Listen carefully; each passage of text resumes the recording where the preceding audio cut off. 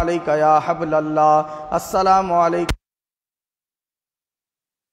یا سیف اللہ، السلام علیکہ یا خاتم النبیین، السلام علیکہ یا رحمت للعالمین، السلام علیکہ یا محمد مصطفیٰ، السلام علیکہ یا احمد مجتبیٰ صلی اللہ تعالی علیہ وسلم۔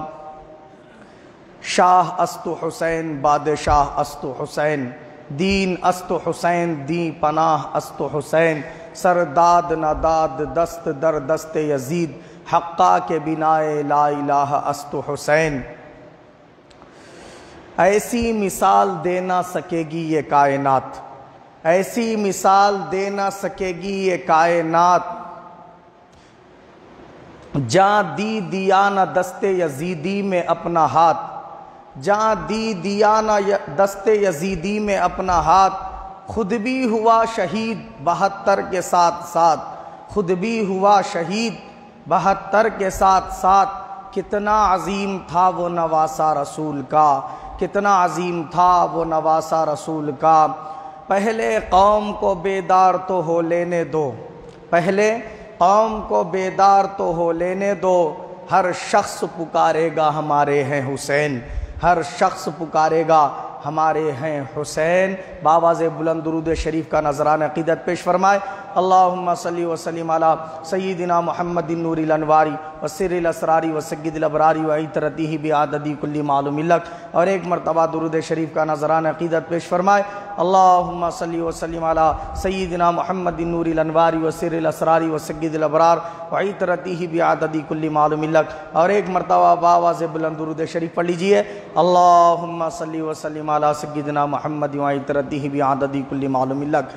عزیزان ملت اسلامیہ، یہ اللہ رب العزت کا بے پناہ فضل و کرم ہے کہ اس نے ہم تمام کو ہر سال کی طرح اس سال بھی 10 محرم الحرام کے موقع پر حضرت سیدنا امام حسین علیہ السلام کی شہادت اور آپ کے مناقب اور آپ کے سیرت کے ایک پہلو سے متعلق گفتگو سماعت کرنے کے لیے، سننے سنانے کے لیے یہاں جمع ہونے کی سعادت نصیب فرمائی۔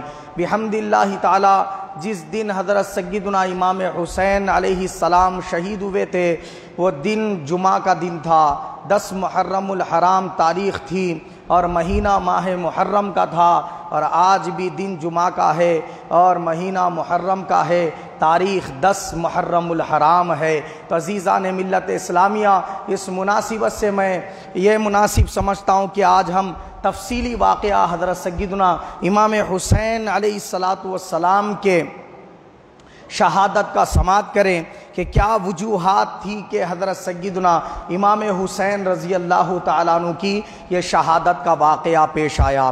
اصل میں رسول پاک صلی اللہ تعالی وسلم کی حدیث پاک سے میں اپنی گفتگو کا آغاز کروں گا۔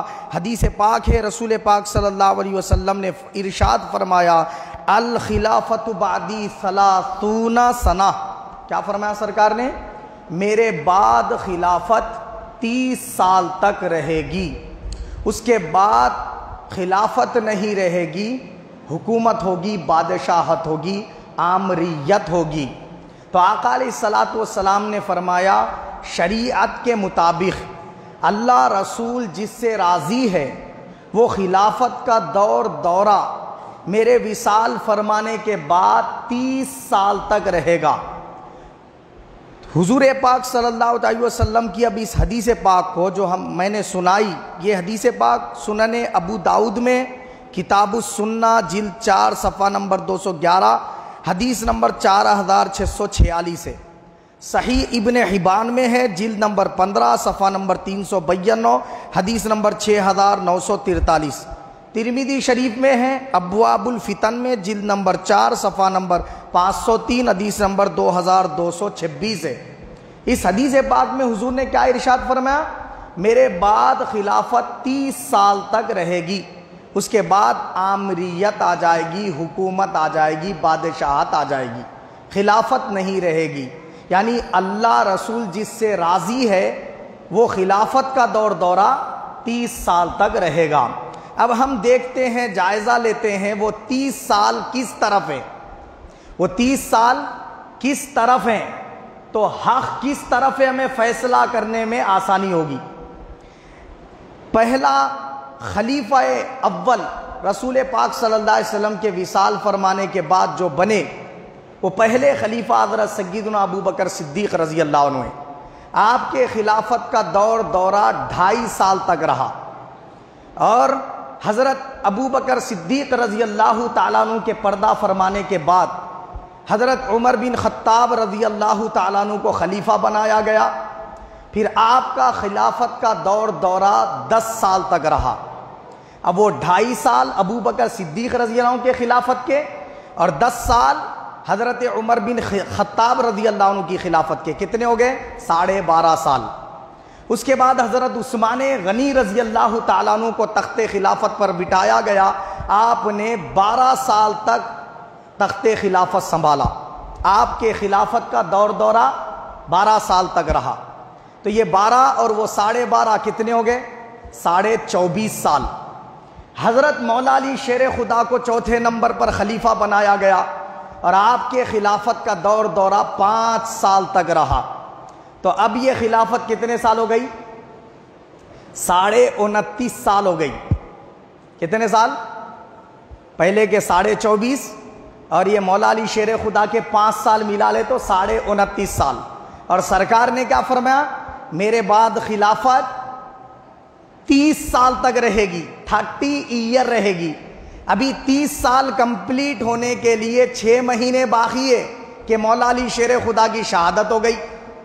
اور جس طرح ابو بکر صدیق، عمر فاروق، عثمان غنی، مولا علی رضی اللہ علیہ مجمعین کو صحابہ اکرام نے رسول پاک صلی اللہ علیہ وسلم کے ارشاد کے مطابق اپنی طرف سے چن کے خلیفہ بنایا تھا، اسی نہج پر، اسی طریقے پر حضرت سیدنا امام حسن مجتبی رضی اللہ تعالیٰ عنہ کو خلیفہ بنایا گیا۔ ادھر حضرت سیدنا امام حسن رضی اللہ تعالیٰ عنہ خلیفہ بنے اور 6 مہینے تک آپ نے تخت خلافت سنبھالا، تو کتنے ہو گئے؟ 30 ایئر ہو گئے۔ اس کے بعد آپ نے دیکھا کہ حضرت امیر معاویہ رضی اللہ تعالیٰ عنہ نے کیا کر دیا ہے؟ اپنی طرف سے بادشاہت کا اعلان کر دیا ہے، اور اسلام 2 حصوں میں تقسیم ہوتا جا رہا ہے۔ وہ ادھر والوں کی مخالفت کرتے ہیں، ادھر والے ادھر والوں کی مخالفت کرتے ہیں۔ یہ سلسلہ چلتا رہا تو پھر آگے چل کر مسلمان آپس میں لڑ بھیڑ لیں گے، نتیجتاً ہزاروں مسلمانوں کا خون بہے گا۔ تو امام حسن مجتبی رضی اللہ تعالیٰ عنہ نے مناسب سمجھا کہ حضرت امیر معاویہ رضی اللہ عنہ کو بلا کر گفتگو کی جائے، بیٹھک کی جائے، اور اس میں کیا کیا جائے؟ ایک ایگریمنٹ تیار کر لیا جائے جس میں یہ بات طے کر لی جائے جب تک آپ ظاہری حیات میں آپ ہی بادشاہت کو سنبھال لیں، اسلام کا اس میں کوئی نقصان نہیں ہے، آپ کوئی غنڈے شخص نہیں ہے، کوئی گناہگار نہیں ہے، کوئی بدکار نہیں ہے، بلکہ آپ بڑے جلیل القدر صحابی ہیں، اور آپ کے ہاتھ پر اللہ پاک نے بہت ساری اسلامی فتوحات جو ہے نا کیا اسلام کو مہیا فرمائی ہے۔ تہجد گزاریں، نمازوں کے پابند ہیں، اور عبادت میں آپ بے مثال جو ہے نا عبادت کرنے والے ہیں، تو بڑے جلیل القدر صحابی ہیں۔ تو لہذا آپ اگر حکمران رہیں گے بھی تو اسلام کا اس میں کوئی نقصان نہیں ہے۔ جو اسلامی احکامات قوانین ہیں کہ اسلامی بادشاہ کو نافذ کرنے ہیں، زانی کی سزا، چور کی سزا، قتل کرنے والے کا قصاص، یہ جو کچھ بھی احکامات اللہ پاک نے بادشاہ اسلام کے لیے، خلیفہ اسلام کے لیے رکھے ہیں، وہ سب آپ جو ہے نا انجام دیں گے آسانی کے ساتھ، کسی کے ساتھ ناانصافی نہیں کریں گے۔ بادشاہ اگر نیک ہو تو رعایا میں خود بخود کیا ہوتی ہے؟ آسانی ہوتی ہے، امن و امان قائم رہتا ہے۔ لیکن آپ جب تک ظاہری حیات میں رہیں گے یہ سنبھال لیجئے، جب آپ کے وصال کا وقت قریب آئے گا تو یہ تحریر کیا جا رہا ہے، عہد نامہ، یہ ایگریمنٹ بنایا جا رہا ہے اس بات پر کہ میں تو خلافت سے دستبردار ہو رہا ہوں۔ کس نے کہا؟ یہ امام حسن رضی اللہ عنہ نے۔ میں یہ لکھ کر دیتا ہوں میں خلافت سے دستبردار ہو رہا ہوں، اب آپ سنبھال لیجئے، لیکن میری یہ بات کو آپ کیا ہے گانٹھ باندھ لیجئے کہ جب آپ وصال فرمائیں گے تو کیا ہوں گا؟ آپ جو ہے نا لوگوں کے ہاتھوں میں کیا ہے فیصلہ دے دیں گے کہ آپ کے وصال کے بعد لوگ جیسے خلیفہ حضرت ابو بکر صدیق کو اپنی طرف سے چن کے بنائے تھے، عمر بن خطاب کو چن کے بنائے تھے، عثمان بن عفان کو چن کے بنائے تھے، مولا علی شیر خدا کو چن کے بنائے تھے۔ جس طرح مجھے چن کر مدینے میں خلیفہ بنایا گیا تھا، 6 مہینے تک میں نے تخت خلافت سنبھالا، ٹھیک اسی طریقے سے آپ کے وصال کے بعد لوگ اپنی مرضی سے جسے چاہیں خلیفہ بنا لیں گے۔ یہ فیصلہ عوام کو دے دیا جائے گا آپ کے وصال کے بعد۔ یہ ایگریمنٹ تیار ہو گیا، آپ راضی ہو گئے۔ پھر اس کے بعد کیا ہے؟ حضرت امیر معاویہ رضی اللہ عنہ کی حکومت کا دورہ شروع ہو گیا۔ ٹھیک ہے، یہاں تک تو بات میں جہاں تک سمجھتا ہوں اچھی طرح گوشے گدار ہو گئی۔ اب دیکھیے اصل میں ہوا یہ، رسول پاک صلی اللہ تعالی وسلم کے والد بزرگوار کون ہیں؟ حضرت عبداللہ۔ ان کے ابا جان کون ہیں؟ حضرت عبد المطلب۔ ان کے ابا جان کون ہیں؟ حضرت ہاشم۔ ان کے ابا جان کون ہیں؟ حضرت عبد مناف۔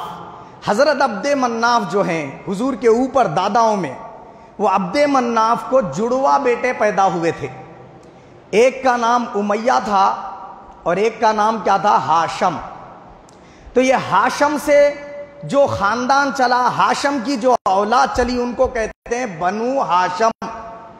اور یہ امیہ بیٹے جو عبد منافی کے بیٹے تھے سرکار کے اوپر کے داداؤں میں، ان کے جو بیٹے تھے امیہ، ان سے ان کی اولاد جو چلی ان کو کہتے ہیں بنو امیہ۔ ہوا یہ کہ رسول بنو ہاشم میں پیدا ہوئے، اور حضرت سفیان، حضرت معاویہ رضی اللہ تعالیٰ عنہ اور یزید، یہ سب بنو امیہ میں پیدا ہوئے۔ بات سمجھ میں آ گئی؟ تو امیہ جو تھے ان کی اولاد میں سے انہوں ہیں، اور ہاشم جو ہیں ان کی اولاد میں سے رسول پاک مولا علی شیر خدا ہے۔ تو یہ اوپر سے ہی ان دونوں خاندانوں میں آپس میں تلخیاں، ناچاکیاں اور کیا ہے چھوٹی موٹی انبن چلتی آ رہی تھی اوپر سے، اس کے اثرات اب بھی باقی تھے۔ مولا علی شیر خدا رضی اللہ تعالیٰ عنہ جب تخت خلافت پر بیٹھے، حضرت مولا علی شیر خدا رضی اللہ عنہ جب تخت خلافت بیٹھے تو انہوں نے اپنی طرف سے خلافت کا اعلان نہیں کیا تھا، لوگوں نے ان کو اپنی طرف سے چن کر، متقی پرہیزگار عابد و زاہد لوگوں نے چن کر، اصحاب رسول نے چن کر خلیفہ ڈکلیئر کیا تھا۔ جب آپ تخت خلافت پر بیٹھے تو آپ نے لیٹر لکھا، خط لکھا، کس کو؟ حضرت امیر معاویہ رضی اللہ عنہ کو۔ امیر معاویہ رضی اللہ تعالیٰ عنہ اس وقت ملک شام دمشق کے گورنر تھے۔ وہ ایک چھوٹا سا صوبہ تھا اور اسلامی حکومت بہت سارے علاقوں میں پھیل چکی تھی، فلسطین، عراق وغیرہ یہ سب فتوحات ہو چکی تھی، بیت المقدس وغیرہ۔ تو کیا ہے، اس وقت حضرت امیر معاویہ رضی اللہ عنہ کیا تھے؟ گورنر تھے ملک شام کے، دمشق کے گورنر تھے آپ۔ تو حضرت علی رضی اللہ عنہ کو تخت خلافت پر جب بٹھایا گیا تو حضرت علی رضی اللہ عنہ نے خط لکھا، میرے بھائی امیر معاویہ، دیکھو جس طرح ابو بکر صدیق، عمر فاروق، عثمان غنی رضی اللہ عنہ کو لوگوں نے خلیفہ بنایا ہے، اسی طرح مجھے بھی خلافت پر بٹھایا ہے اپنی طرف سے چن کے۔ میں نے کوئی خلافت کی خواہش نہیں رکھتا، میں نے اپنی طرف سے زور زبردستی کر کے تخت خلافت نہیں سنبھالا، اس میں میرا نفس داخل نہیں ہے، بس اللہ اس کے رسول کی اطاعت کرتے ہوئے میں یہ تخت پر بیٹھا ہوں، لہذا تم مجھ سے کیا کر لو؟ بیعت کر لو، اور تم بھی کیا ہے اپنے تمام صوبوں کو میرے زیر سایہ کر دو، تو اسلام اتحاد کے ساتھ آگے بڑھے گا۔ امیر معاویہ رضی اللہ تعالیٰ عنہ بجائے حضرت مولا علی شیر خدا کی خلافت حقہ کو ماننے کے سب سے بڑی غلطی یہ کر بیٹھے کہ انہوں نے اپنی ایک الگ سلطنت کا اعلان کر دیا، اور اس کو لوگوں نے بھلے ہی خلافت کہا ہو لیکن وہ خلافت نہیں ہے۔ تفصیل سے آپ سن چکے، سرکار نے فرمایا میرے بعد خلافت 30 سال رہے گی، اس کے بعد حکومت میں بدل جائے گی، آمریت آ جائے گی۔ تو جو 30 سال تھے میں نے ترتیب سے بتائے، امام حسن مجتبی رضی اللہ تعالیٰ عنہ پر کیا ہو گئے؟ ختم ہو گئے۔ وہ مولا علی شیر خدا 30 سال تک 5 سال تک تخت خلافت پر بیٹھے رہے، 29.5 سال ہو گئے وہاں پر، اور اس کے بعد لوگوں نے حضرت امام حسن مجتبی رضی اللہ تعالیٰ عنہ کو خلیفہ بنایا۔ آپ نے 6 مہینے تخت خلافت سنبھالا۔ اب دوسری بات یہ عہد نامہ تحریر کرنے کی تھی جو امام حسن مجتبیٰ نے کی، اور اس کی بشارت رسول پاک پہلے ہی سنا چکے تھے۔ کیا فرمایا سرکار؟ حضور صلی اللہ علیہ وسلم نے فرمایا میرا یہ بیٹا حسن اس مسلمانوں کے دو بڑے گروہوں میں کیا کر دے گا؟ صلح کرا دے گا، فرمایا سرکار نے۔ وہ اس وقت بات پوری ہوئی جب حضرت امام حسن مجتبیٰ رضی اللہ عنہ نے امیر معاویہ رضی اللہ عنہ کو بلا کر وہ عہد نامہ تحریر کروایا، جس میں یہ بات طے کی گئی کہ آپ جب تک رہیں گے باحیات خلافت وہ بادشاہت آپ کے ہاتھوں میں رہے گی، جب آپ وصال کر جائیں گے تو عوام کو یہ حق ہوگا وہ جسے چاہے چن کر کیا کرے؟ خلافت عطا کرے، خلیفہ بنا لیں، جسے چاہے اپنا خلیفہ بنا لیں۔ اب یہ بات طے ہو گئی تھی۔ دوسری غلطی حضرت امیر معاویہ رضی اللہ عنہ کی یہ ہوئی کہ آپ نے یا خطأ اجتہادی اس کو کہہ لو، یا پھر یہ کہہ لو کہ بیٹے کی محبت غالب آ گئی تھی آپ پر، یہ کہہ لو۔ تاریخ کے کتب میں بہت سارے اہل سنت کے علماء کرام نے الگ الگ وجوہات بنائی، وہ ساری وجوہات اپنی جگہ ہیں، مگر غلط توڑ دیا اور یزید کو تخت خلافت پر بٹھا دیا۔ بات گوشے گزار ہوگی۔ اب یہ یزید تخت خلافت پہ بیٹھنے سے پہلے جب ابھی مولا علی شیر خدا رضی اللہ عنہ ظاہری حیات میں تھے اور ادھر امیر معاویہ رضی اللہ تعالیٰ عنہ بھی موجود ہیں، مولا علی شیر خدا رضی اللہ عنہ نے آپ کو جو خط لکھ بھیجا تھا، جس کو پڑھنے کے بعد نے آپ نے اپنی طرف سے بادشاہت کا اعلان کر دیا تھا، یہ آپ نے خطا کی تھی۔ اب اس پر دو گروہ ہو گئے اسلام میں۔ کیا ہو گئے؟ دو گروہ۔ اب تک حضرت عثمان غنی رضی اللہ عنہ کے تخت خلافت تک اسلام کی خلافت ایک ہی نظم و ضبط کے ساتھ چل رہی تھی۔ سمجھ گئے بات آپ؟ یہ بات ضرور ہے کہ الگ بہت سارے بڑے بڑے علاقے فتح ہو چکے تھے، لیکن حکومت تخت خلافت صرف ایک ہی جگہ پہ تھا، مدینہ منورہ میں۔ وہیں سے آرڈرز جاری ہوتے تھے تمام خطوں میں، تمام جو ہے نا اسلامی حکومت کا جہاں جہاں جھنڈا لہرایا گیا تھا وہاں تمام باتیں وہاں سے طے کی جاتی تھی۔ کہاں سے؟ مدینہ منورہ سے، مرکز تھا وہ خلافت کا۔ اب جب امیر معاویہ رضی اللہ عنہ نے اپنی بادشاہت کا الگ اعلان کر دیا، تب یہاں سے اسلام دو حصوں میں کیا ہو گیا؟ بٹ گیا۔ میں یہ نہیں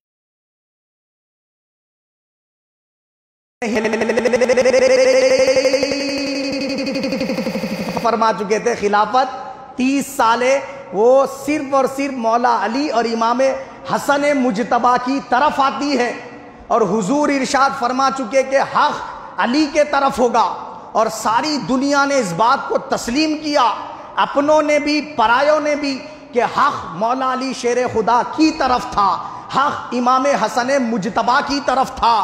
حضرت امیر معاویہ حق پر نہ تھے اس معاملے میں، انہیں چاہیے تھا کہ مولا علی کی خلافت حقہ کو تسلیم کر لیتے۔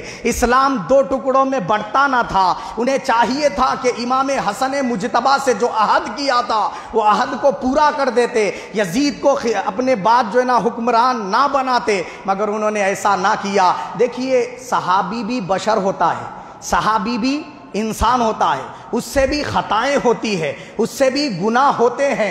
آپ نے نہیں دیکھا کہ کتنے صحابہ اکرام ہیں کہ جن سے کیا ہوا؟ زنا ہو گیا، حضور کے پاس آئے، عرض کیا یا رسول اللہ مجھ سے زنا ہو گیا، میں نے بڑا جرم کر دیا، میرے معافی کی صورت بتائیں۔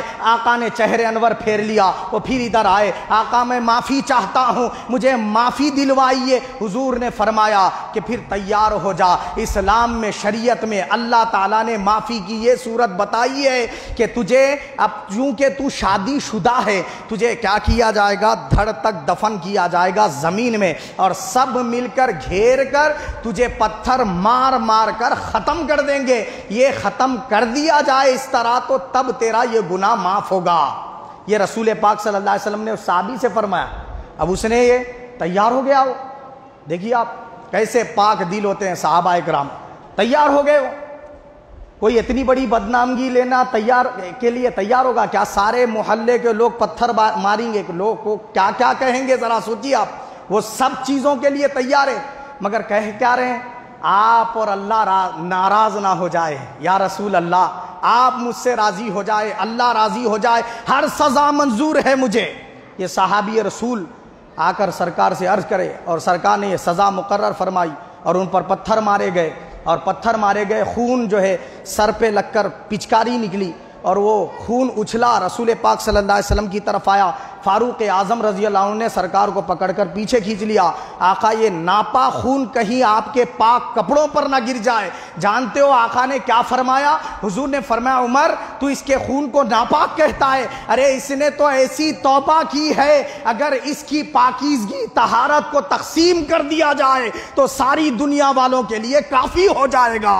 اس نے ایسی توبہ کی ہے کہ اس کی مغفرت جو اللہ نے فرمائی ہے باڑ دی جائے تو سارے روئے زمین والوں کی مغفرت ہو جائے۔ اب آپ اندازہ لگائیے کون ایسی توبہ کرنے تیار ہوگا؟ تو ایسے ایسے جرم ہوئے ہیں، مگر اہل سنت کا اس بارے میں موقوف کیا ہے؟ موقوف یہ ہے، ہمارا کہنا یہ ہے کسی بھی صحابی سے کوئی بھی گناہ سرزد ہو، کوئی خطا سرزد ہو تو اس کے وہ گناہ پر گرفت نہیں کی جائے گی، اس کے وہ خطا پر گرفت نہیں کی جائے گی، اس کو گالی گلوج نہیں کیا جائے گا، فحش کلامی اس کے ساتھ نہیں کی جائے گی، اس کا نام بے ادبی کے ساتھ نہیں لیا جائے گا، ادب کو ملحوظ رکھا جائے گا، ادب کے ساتھ نام لیا جائے گا۔ لیکن جو غلطی ہوئی اس کو غلطی ہی مانا جائے گا۔ اگر کسی صحابی سے زنا ہوا تو کیا زنا صحیح ہے بولیں گے؟ نہیں بولیں گے، زنا تو غلط ہی ہے نا، چوری تو چوری ہی ہے نہیں، شراب پینا تو شراب پینا ہی ہے یہ گناہ تو گناہ ہی ہے، اس پر کیا ہے سزا بھی آقا علیہ السلام نے مقرر فرمائی ہے، تو گناہ کو تو گناہ کہا جائے گا، مگر گرفت کر کے وہ صحابی کو لان تان نہیں کیا جائے گا۔ امیر معاویہ رضی اللہ عنہ سے بھی خطائیں سرزد ہوئی ہیں، لیکن ان خطاؤں کو پکڑ کر گرفت کر کے اس پہ لان تان نہیں کی جائے گی۔ امیر معاویہ کو منافق نہیں کہا جائے گا، امیر معاویہ رضی اللہ عنہ کو کافر نہیں کہا جائے گا، وہ صحابی رسول ہے، ان کا نام ادب کے ساتھ لیا جائے گا، گستاخی نہیں کی جائے گی۔ یہ اہل سنت والجماعت کا موقوف ہے۔ بات گوشے گزار ہوئی، میں تمام جو ہے علماء کرام، علماء اہل سنت جو ہمارے اکابر ہیں وہ تمام کا جو ہے نا فتویٰ بتا دیا ہوں۔ اب آگے چلتے ہیں۔ ہوا یہ کہ امیر معاویہ رضی اللہ تعالیٰ کا اس طرف بادشاہت کا دورہ شروع ہو گیا، 30 سال کا دور خلافت امام حسن مجتبی رضی اللہ تعالیٰ عنہ پر ختم ہو گیا۔ اب کیا ہوا؟ مولا علی شیر خدا کے دور میں اور امیر معاویہ رضی اللہ عنہ کے دور میں 4 گروہ کیا ہو گئے؟ رونما ہوئے، ظاہر ہوئے۔ ایک گروہ وہ بنا جو شیعان علی کہلایا۔ کیا کہلایا؟ شیعان علی۔ یہ آج کل جو فرقہ ہے شیعہ، یہ وہ شیعہ نہیں تھے، وہ شیعان علی حضرت علی مرتضیٰ شیر خدا رضی اللہ تعالیٰ عنہ سے الفت اور محبت میں آگے بڑھنے والے لوگ کہلائے، ان کو شیعان علی کا نام دیا گیا، وہ ٹائٹل دیا گیا۔ وہ یہ شیعہ نہیں ہوتے، بات سمجھ میں آئی؟ تو ان میں وہ شیعان علی جو گروہ تھا، ان میں کے بعض تو ایسے تھے حضرت علی کو خدائی کہہ دیتے تھے، بعض ایسے تھے کہ ان کو نبیوں سے افضل مانتے تھے، ان میں بعض ایسے تھے کہ ساری کائنات میں سب سے افضل علی کو مانتے تھے، ان میں بعض ایسے تھے علی مرتضیٰ شیر خدا کو عین مصطفیٰ مان لیتے تھے۔ اب اس پر ذرا سن لیں، ایک حدیث سنا دیتا ہوں کہ وہ تمام کے تمام، بلکہ ان میں کچھ صحیح العقیدہ جو تھے وہ تو صحیح تھے، اور جو یہ عقیدے والے تھے غلو والے، وہ سارے کے سارے کیا تھے؟ جہنمی تھے، کافرین تھے۔ اب اس پر حدیث پاک سنا دیتا ہوں۔ حدیث پاک مشکات شریف کی ہے، صفحہ نمبر 565، مسند احمد میں بھی یہ حدیث پاک ہے۔ مولا علی شیر خدا خود بیان کرتے ہیں حدیث پاک، مجھ سے اللہ کے حبیب صلی اللہ علیہ وسلم نے فرمایا، اے علی تجھ کو حضرت عیسیٰ روح اللہ سے ایک بات میں مشابہت ہے۔ کیا فرمایا سرکار نے؟ اے علی تجھ کو عیسیٰ روح اللہ علیہ السلام سے ایک بات میں مشابہت ہے۔ مولا علی شیر خدا نے عرض کیا، یا رسول اللہ میرے ماں باپ آپ پہ قربان، ذرا بتائیے وہ مشابہت کیا ہے؟ آقا نے فرمایا، حضرت عیسیٰ روح اللہ سے یہودیوں نے نفرت کی، ان کو اللہ کا نبی تسلیم نہ کیا، ان کو حقارت سے دیکھا اور ان کو قتل کرنے کا پلان بنایا اور ان کی گستاخیاں کی، ان پر نازل ہونے والی کتاب کو نہ مانا۔ اے علی وہ سارے یہودی جہنمی ہو گئے حضرت عیسیٰ روح اللہ کو نہ مان کر، اور دوسری طرف عیسائیوں نے حضرت عیسیٰ کی محبت کا دم بھرا اور عیسیٰ علیہ السلام کو خدا کا بیٹا کہہ دیا، اور ان کی امی جان کو خدا کی بیوی کہہ دیا، اور ان پر نازل ہونے والی کتاب کو اللہ تعالیٰ ہی کتاب لے کر آ گیا کہا۔ کسی عیسائی نے کہہ دیا کہ اللہ ہی عیسیٰ زمین پر بن کے اتر آیا ہے، کسی نے کہا کہ یہ اللہ کے بیٹے ہیں۔ انہوں نے عیسیٰ علیہ السلام سے محبت کا دم تو بھرا مگر محبتوں میں حدوں کو توڑ گئے اور غلو کر بیٹھے۔ جو بات اللہ تعالیٰ نے عیسیٰ روح اللہ میں نہ رکھی تھی انہوں نے وہ بات اپنی طرف سے گڑھ لی، نتیجتاً کیا ہوئے؟ کافر ہو گئے۔ تو محبت میں غلو کر کے بھی تباہ ہوئے عیسیٰ روح اللہ کی، اور محبت میں کمی کر کے بھی کیا ہے؟ یہودی ہلاک ہو گئے، نفرت اور دشمنی کر کے ہلاک ہو گئے۔ اے میرے علی، تجھ سے بھی لوگ محبت کر کے محبت میں غلو کریں گے تباہ ہو جائیں گے فرمایا سرکار نے، اور اے علی تجھ سے نفرت اور دشمنی کر کے بھی لوگ تباہ ہوں گے تو دو لوگ ہیں جو جہنم میں چلے جائیں گے اور جنت میں جانے والے علی وہ ہوں گے اللہ رسول نے تجھے جو شان عطا کی ہے وہ شان کو تسلیم کر کے سر تسلیم خم کر دیں گے، ارے وہ تیرے پیچھے پیچھے جنت میں داخل کر دیے جائیں گے۔ عزیزان ملت اسلامیہ، آج بھی بہت سارے لوگ کہتے ہیں علی کی محبت کا ہم دم بھرتے ہیں، علی سے ہم محبت کرتے ہیں، علی کی محبت جنت میں لے جائے گی۔ یہاں غور کرتے چلیں یہ حدیث پاک پر کہ جو اگر حضرت علی مرتضیٰ شیر خدا کو خدا کہے گا علی کی محبت میں وہ مردود ہو جائے گا، اس پہ لعنت خدا برسے گی، لعنت نبی برسے گی، لعنت علی برسے گی۔ بہت سارے شیعہ حضرات آج غلو کرتے نظر آتے ہیں اور ان کے تقاریر نیٹ پر موجود ہے، یوٹیوب پر موجود ہیں، میں نے اپنے کانوں سے سنے اور آنکھوں سے دیکھے، میرے پاس ثبوت موجود ہے۔ فون کے اندر کئی شیعہ ذاکر ممبر رسول پہ بیٹھ کر کہتے ہیں کہ سیدہ فاطمہ کا رتبہ ایسا ہے کہ اللہ تعالیٰ سیدہ فاطمہ کی دہلیز پہ جھاڑو دیتا ہے، نعوذ باللہ من ذالک۔ یہ محبت کام آنے والی نہیں ہے میرے دوستو۔ کسی بدبخت نے کہا کہ سیدہ فاطمہ کی دہلیز پہ اللہ اپنی داڑھی سے جھاڑو لگاتا ہے۔ اب آپ بتائیے کیا یہ ایمان والی بات ہے؟ کفر ہے، یہ کفر ہے۔ کسی بدبخت نے کہا امام حسین کیا ہے؟ ارے وہ تو خدا ہے، بولے وہ تو کیا ہے؟ خدا ہے۔ اللہ تعالیٰ عرش پہ خدا ہے، زمین پر حسین خدا ہے، نعوذ باللہ من ذالک۔ اب آپ بتائیے کیا یہ محبت کا تقاضا ہے؟ یہ محبت برباد کر دینے والی ہے۔ کسی بدبخت نے کہا ارے علی تو خدا نہیں مانتے ہم، بولے علی تو خدا کا بھی خالق ہے، کہتے لیو یہ تو اور بڑا کفر ہے، حضرت علی کو خدا کا خالق کہہ رہے ہیں، نعوذ باللہ من ذالک۔ تو شیعہ حضرات میں ایک فرقہ ہے نصیریہ، ان پر پوری اہل سنت نہیں پوری دنیا کے علماء کا فتویٰ ہے، کافر ہیں یہ، اور یہ دائرہ اسلام سے خارج ہے، خود شیعہ حضرات کا فتویٰ ہے نصیریہ فرقے پر۔ تو یوٹیوب پر بہت سارے بیانات آتے ہیں، لوگ یہ نہ سمجھ لیں اہل سنت اہل بیت کی محبت کا دم بھرتے ہیں تو دیکھو سنی ہے سنی ہے، نہیں وہ سنی نہیں ہوتے، وہ کافرین ہیں، وہ مشرکین ہیں جو حضرت علی کو خدا بنا بیٹھے ہیں اور مولا علی شیر خدا سے محبت میں غلو کر بیٹھے ہیں۔ رسول پاک کی حدیث شاہد ہے۔ تو محبت میں اتنا غلو بھی آدمی کو بربادی کی طرف لے جاتا ہے، افراط سے بھی بچیں، اور حضرت علی کی محبت میں کمی یعنی نفرت میں کمی، نفرت کرنے اور کمی کرنے سے بھی بچیں، کیونکہ علی کی دشمنی نفاق کا سبب ہے۔ علی سے دشمنی، سیدہ فاطمہ سے دشمنی، امام حسن و امام حسین سے دشمنی جہنم میں لے جانے والا عمل ہے۔ آقا نے فرمایا میں میرے بعد تم میں دو عظیم چیزیں چھوڑے جا رہا ہوں، ایک تو قرآن جس کو اللہ نے عظمت والا بنایا ہے، وہ زمین و آسمان میں اللہ کی مضبوط رسی ہے، اسے تھام لو۔ حضور نے فرمایا دوسری میری اہل بیت چھوڑ کر جا رہا ہوں۔ آقا علیہ السلام نے فرمایا میں یہ دیکھوں گا کہ میرے بعد تم میری اہل بیت کے ساتھ کیا سلوک کرو گے، یہ میں دیکھوں گا فرمایا سرکار نے۔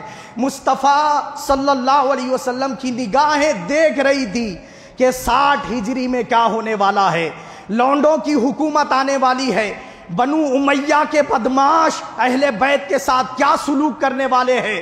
رسول پاک کی نگاہیں دیکھ رہی تھی، آقا علیہ السلام نے اپنے صحابہ کرام میں الگ الگ مواقع پر احادیث شریفہ سنائی، نشاندہی فرمائی۔ حدیث پاک سنیں، اللہ کے حبیب نے مستدرک حاکم کی صحیح حدیث پاک ہے، امام حاکم نے اس کو صحیح حدیث کہا، ابو سعید خدری رضی اللہ عنہ سے روایت ہے، جلد نمبر 4 مستدرک حاکم جلد نمبر 4 صفحہ 534 ہے، حدیث نمبر 8500 ہے۔ فرمایا آقا علیہ السلام نے، قال رسول اللہ صلی اللہ علیہ وسلم ان اہل بیتی سیلقون بعدی من امتی قتلا و تشریدا۔ کیا فرمایا سرکار نے؟ بے شک میری اہل بیت قیدی بنائی جائے گی میرے بعد، میری اہل بیت کا قتل کرے گی میری امت، میرے اہل بیت کو دہشت زدہ کر دے گی میری امت، میرے امت کے کچھ افراد ان پر دہشت طاری کریں گے، ان کو خوف زدہ کریں گے، ان کو کیا ہے بے پردہ کریں گے، ان کا قتل عام کریں گے۔ اور آقا نے دوسری حدیث میں ارشاد فرمایا، بلا ان وتشریدن او تتریدن وان اشد قومنا لنا بغضن بنو امیہ۔ اور حضور نے فرمایا یہ سب حرکتیں کرنے میں سب سے زیادہ شدید تر کوئی قوم ہوگی میری امت میں تو بنو امیہ کے لوگ ہوں گے۔ اب اور بھی کچھ باقی رہ جاتا ہے۔ آقا نے فرمایا البدایہ والنہایہ جلد نمبر 8 میں بیان کیا، ومن او یقال لہ یزید، وہ بنو امیہ کا جو شخص جو سب سے زیادہ شدید تر ہوگا میرے اہل بیت پر کیا ہے خوف طاری کرنے میں، ان کو ستانے میں، ان کو اذیتیں دینے میں، جو سب سے زیادہ شدید تر ہوگا اس کو یزید کہا جائے گا، فرمایا سرکار نے۔ اب بھی کچھ باقی رہ جاتا ہے، کچھ باقی نہیں رہتا۔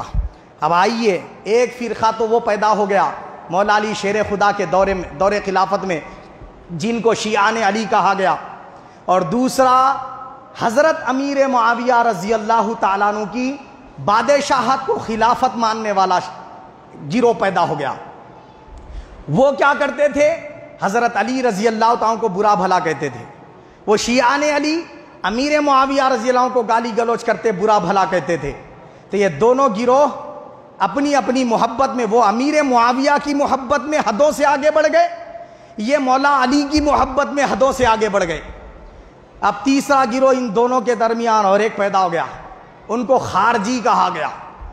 یہ ذلیل خارجی بخاری مسلم سیاہ ستہ کی حدیث کی کتب اٹھا کر دے کے بھری پڑی ہے، یہ خبیث لوگ رسول پاک صلی اللہ علیہ وسلم کے دور میں ہی پیدا ہو گئے تھے، اور یہی وہ ہیں جو مولا علی شیر خدا رضی اللہ عنہ کی شہادت کا سبب بنے، اور یہی وہ ذلیل ہیں جنہوں نے حضرت امیر معاویہ رضی اللہ تعالیٰ کو بھی قتل کیا، یہی وہ ذلیل ہیں جن کا کہنا تھا ان الحکم الا للہ، ہم کسی کی حکومت کو نہیں مانتے، ہم کسی کی خلافت کو نہیں مانتے۔ جہاں یہ بدبخت حضرت امیر معاویہ کی بادشاہت کا انکار کرتے تھے کہ بادشاہت صرف اللہ کی، ہم اللہ ہی کی بادشاہت مانیں گے، وہاں یہ ذلیل مولا علی شیر خدا رضی اللہ عنہ کی خلافت حقہ کا انکار کرتے تھے۔ تو اس طرح یہ حضرت علی کی بھی شان میں گستاخیاں بکتے، امیر معاویہ رضی اللہ عنہ کی بھی شان میں گستاخیاں بکتے، اور ان کا ایک عجب جو ہے نا عقیدہ تھا، وہ آیتیں جو اللہ نے بتوں اور مشرکوں کے حق میں نازل فرمائی، مومنوں پر تھوپ کر انہیں مشرک قرار دیتے، اور یہ نمازیں خوب پڑھتے، صدقہ خیرات خوب کرتے، اور کیا ہے جہاد کی باتیں خوب کرتے، اور اسلام ان کی زبان پر ہوتا، قرآن ان کے بغلوں سے نیچے نہ اترتا۔ اللہ کے حبیب نے ارشاد فرمایا وہ دین اسلام سے ایسے نکلے ہوئے ہوں گے جیسے تیر شکار کے لیے کمان سے نکل جاتا ہے۔ الصارم المسلول میں علامہ ابن تیمیہ نے نقل کیا ہے حدیث پاک کو، حضرت عمر بن خطاب رضی اللہ عنہ کے دور خلافت میں ایک شخص آیا اور اس نے سوال کیا چند قرآن شریف کی آیتیں پیش کر کے، ان آیتوں کا معنی کیا ہے؟ فاروق اعظم نے جانتے ہو کیا کہا؟ فرمایا ذرا اپنا امامہ اتار۔ وہ شخص نے اپنا امامہ اتارا تو اس کے سر پر بال تھے، آپ نے فرمایا تو بچ گیا، اگر تیرے سر پہ بال نہ ہوتے تو تیرا سر دھڑ سے اتار دیتا۔ یہ آیتوں کو پکڑ کر ترجمہ اور اس کی تفسیر اور اس کی شرح میں وہ لوگ جاتے ہیں جو منافقین ہیں، جو خوارج ہیں، جن کے لیے میرے آقا نے فرمایا اسلام سے ایسے نکل گئے جیسے تیر شکار کے لیے کمان سے نکل جاتا ہے، میں تجھے انہی میں سمجھ کر تیری گردن اتار دیتا۔ فرمائے کیونکہ سرکار نے اس کی علامت کیا بتائی؟ ٹخلا بنا ہوا ہوگا، مگر تیرے سر پر بال ہیں، اس لیے میں رک گیا کہ تو شاید ان میں سے نہ ہو۔ سمجھ گئے بات آپ؟ تو اس طریقے سے صحابہ اکرام کے دور میں یہ فرقہ پیدا ہو گیا جن کو خوارج کہا گیا، اور یہ اسلام سے خارج ہیں، اور انہی کی شاخیں ابھی بھی چل رہی ہیں۔ سرکار نے فرمایا قیامت تک میری امت میں فتنے پھیلانے والے یہی ہوں گے اور مومنوں کو مشرک قرار دیتے رہیں گے۔ آج بھی ذرا دیکھیں، داڑیاں چھوڑ کر متوع بن کر نہیں، بڑے بڑے ملا بن کر پھرتے ہیں اور لوگوں پر شرک کے فتوے لگاتے ہیں، مسلمانوں کو مشرک قرار دیتے ہیں۔ ذرا تصور کریں، اور اگر ان کی علامتیں ٹٹولیں تو جو خوارج کی علامتیں دی وہ ان میں پائی جاتی ہیں۔ مولا علی شیر خدا نے ان سے جنگیں کی اور ان کا قتل عام کیا، مگر ان میں کے کچھ باقی رہے، کیونکہ سرکار فرما چکے قیامت تک یہ ٹولہ باقی رہے گا، اور وہ سلسلہ فتنوں کا جاری ہی رہا۔ 3 گروپ بن گئے، ایک شیعان علی، دوسرے حضرت امیر معاویہ رضی اللہ تعالیٰ عنہ کی تعریفیں کرنے والے، مولا علی شیر خدا کو گالی گلوچ کرنے والے، تیسرا خوارج کا گروہ۔ مگر یہ بات یاد رکھیں، کبھی امیر معاویہ رضی اللہ عنہ نے مولا علی شیر خدا سے بغض نہیں رکھا اور نہ ہی ان کو گالی گلوچ کی، اور نہ ہی حضرت علی مرتضیٰ شیر خدا نے امیر معاویہ رضی اللہ عنہ کو گالی گلوچ کی، نہ ہی ان کو جو ہے فحش کلامی سے جو ہے نا یاد کیا، نہ ہی ان کا نام بے ادبی کے ساتھ لیا۔ یہ دونوں میں آپس میں محبتیں تھیں۔ یہ بات ضرور ہے کہ حضرت امیر معاویہ نے اپنی بادشاہت کا اعلان کر دیا، لیکن نفرت نہیں کرتے تھے مولا علی شیر خدا سے۔ ان کے پیروکار، ان کی اتباع کرنے والوں نے اپنی طرف سے گالیاں دینا شروع کر دی، اس میں امیر معاویہ رضی اللہ عنہ کا کوئی قصور نہیں۔ اس طرف شیعان علی مولا علی چلتا، بعض لوگوں نے اس کو حضرت امیر معاویہ رضی اللہ عنہ اور مولا علی شیر خدا کی طرف منسوب کیا، وہ سب غلط باتیں ہیں۔ اب دیکھیے آپ، چوتھا گروہ بچ گیا، یہ جم غفیر تھا، صحابہ اکرام کی کثیر جماعت اس کے اندر تھی، وہ تھا اہل سنت والجماعت کا گروہ۔ وہ کیا تھا؟ ان کا ماننا کیا تھا؟ نہ وہ خوارج کے عقیدے والے تھے، نہ وہ امیر معاویہ رضی اللہ عنہ کی طرفداری کرنے والے تھے۔ ان کا فیصلہ یہ تھا حضرت امیر معاویہ نے غلطی کی ہے، وہ مولا علی شیر خدا کی خلافت کو مان لیتے، کیونکہ مولا علی شیر خدا حق پر موجود تھے، انہوں نے الگ اعلان کیا اپنی بادشاہت کا، یہ غلطی کی ہے۔ یہ اہل سنت کا موقف تھا، صحابہ اکرام کی اس جماعت کا موقف تھا۔ وہ حضرت امیر معاویہ رضی اللہ عنہ کی غلطی کو غلطی مانتے تھے، لیکن ان کو بے ادبی سے نہیں پکارتے تھے، منافق نہیں کہتے تھے، کافر نہیں کہتے تھے، تبرہ نہیں کرتے تھے، اور مولا علی شیر خدا رضی اللہ عنہ کی خلافت کو حق تسلیم کرتے تھے اور ان کی خلافت کا ساتھ دیتے تھے، اور خوارج کے عقیدے والے بھی نہیں تھے۔ یہ تھے اہل سنت والجماعت۔ وہ اس وقت سے لے کر آج تک وہی ہیں جو وہ صحابہ اکرام کی کیفیت تھی، عقیدے میں، ایمان میں، عمل میں۔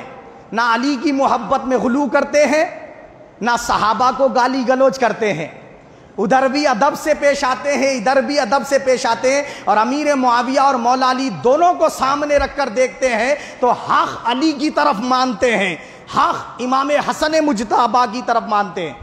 اب ایک چھوٹی سی بات کر کے کربلا کی طرف لے چلتا ہوں۔ ہوا یہ کہ یزید تخت خلافت پر بیٹھنے سے پہلے یہ دیکھا کہ امیر معاویہ رضی اللہ تعالیٰ عنہ بوڑھے ہو چکے ہیں، اب قریب قریب ان کا انتقال ہونے کو ہے، لہٰذا اب کیا کیا جائے؟ میرا پتہ صاف کر لیا جائے، میرا راستہ صاف کر لیا جائے تاکہ میں خلیفہ بنوں۔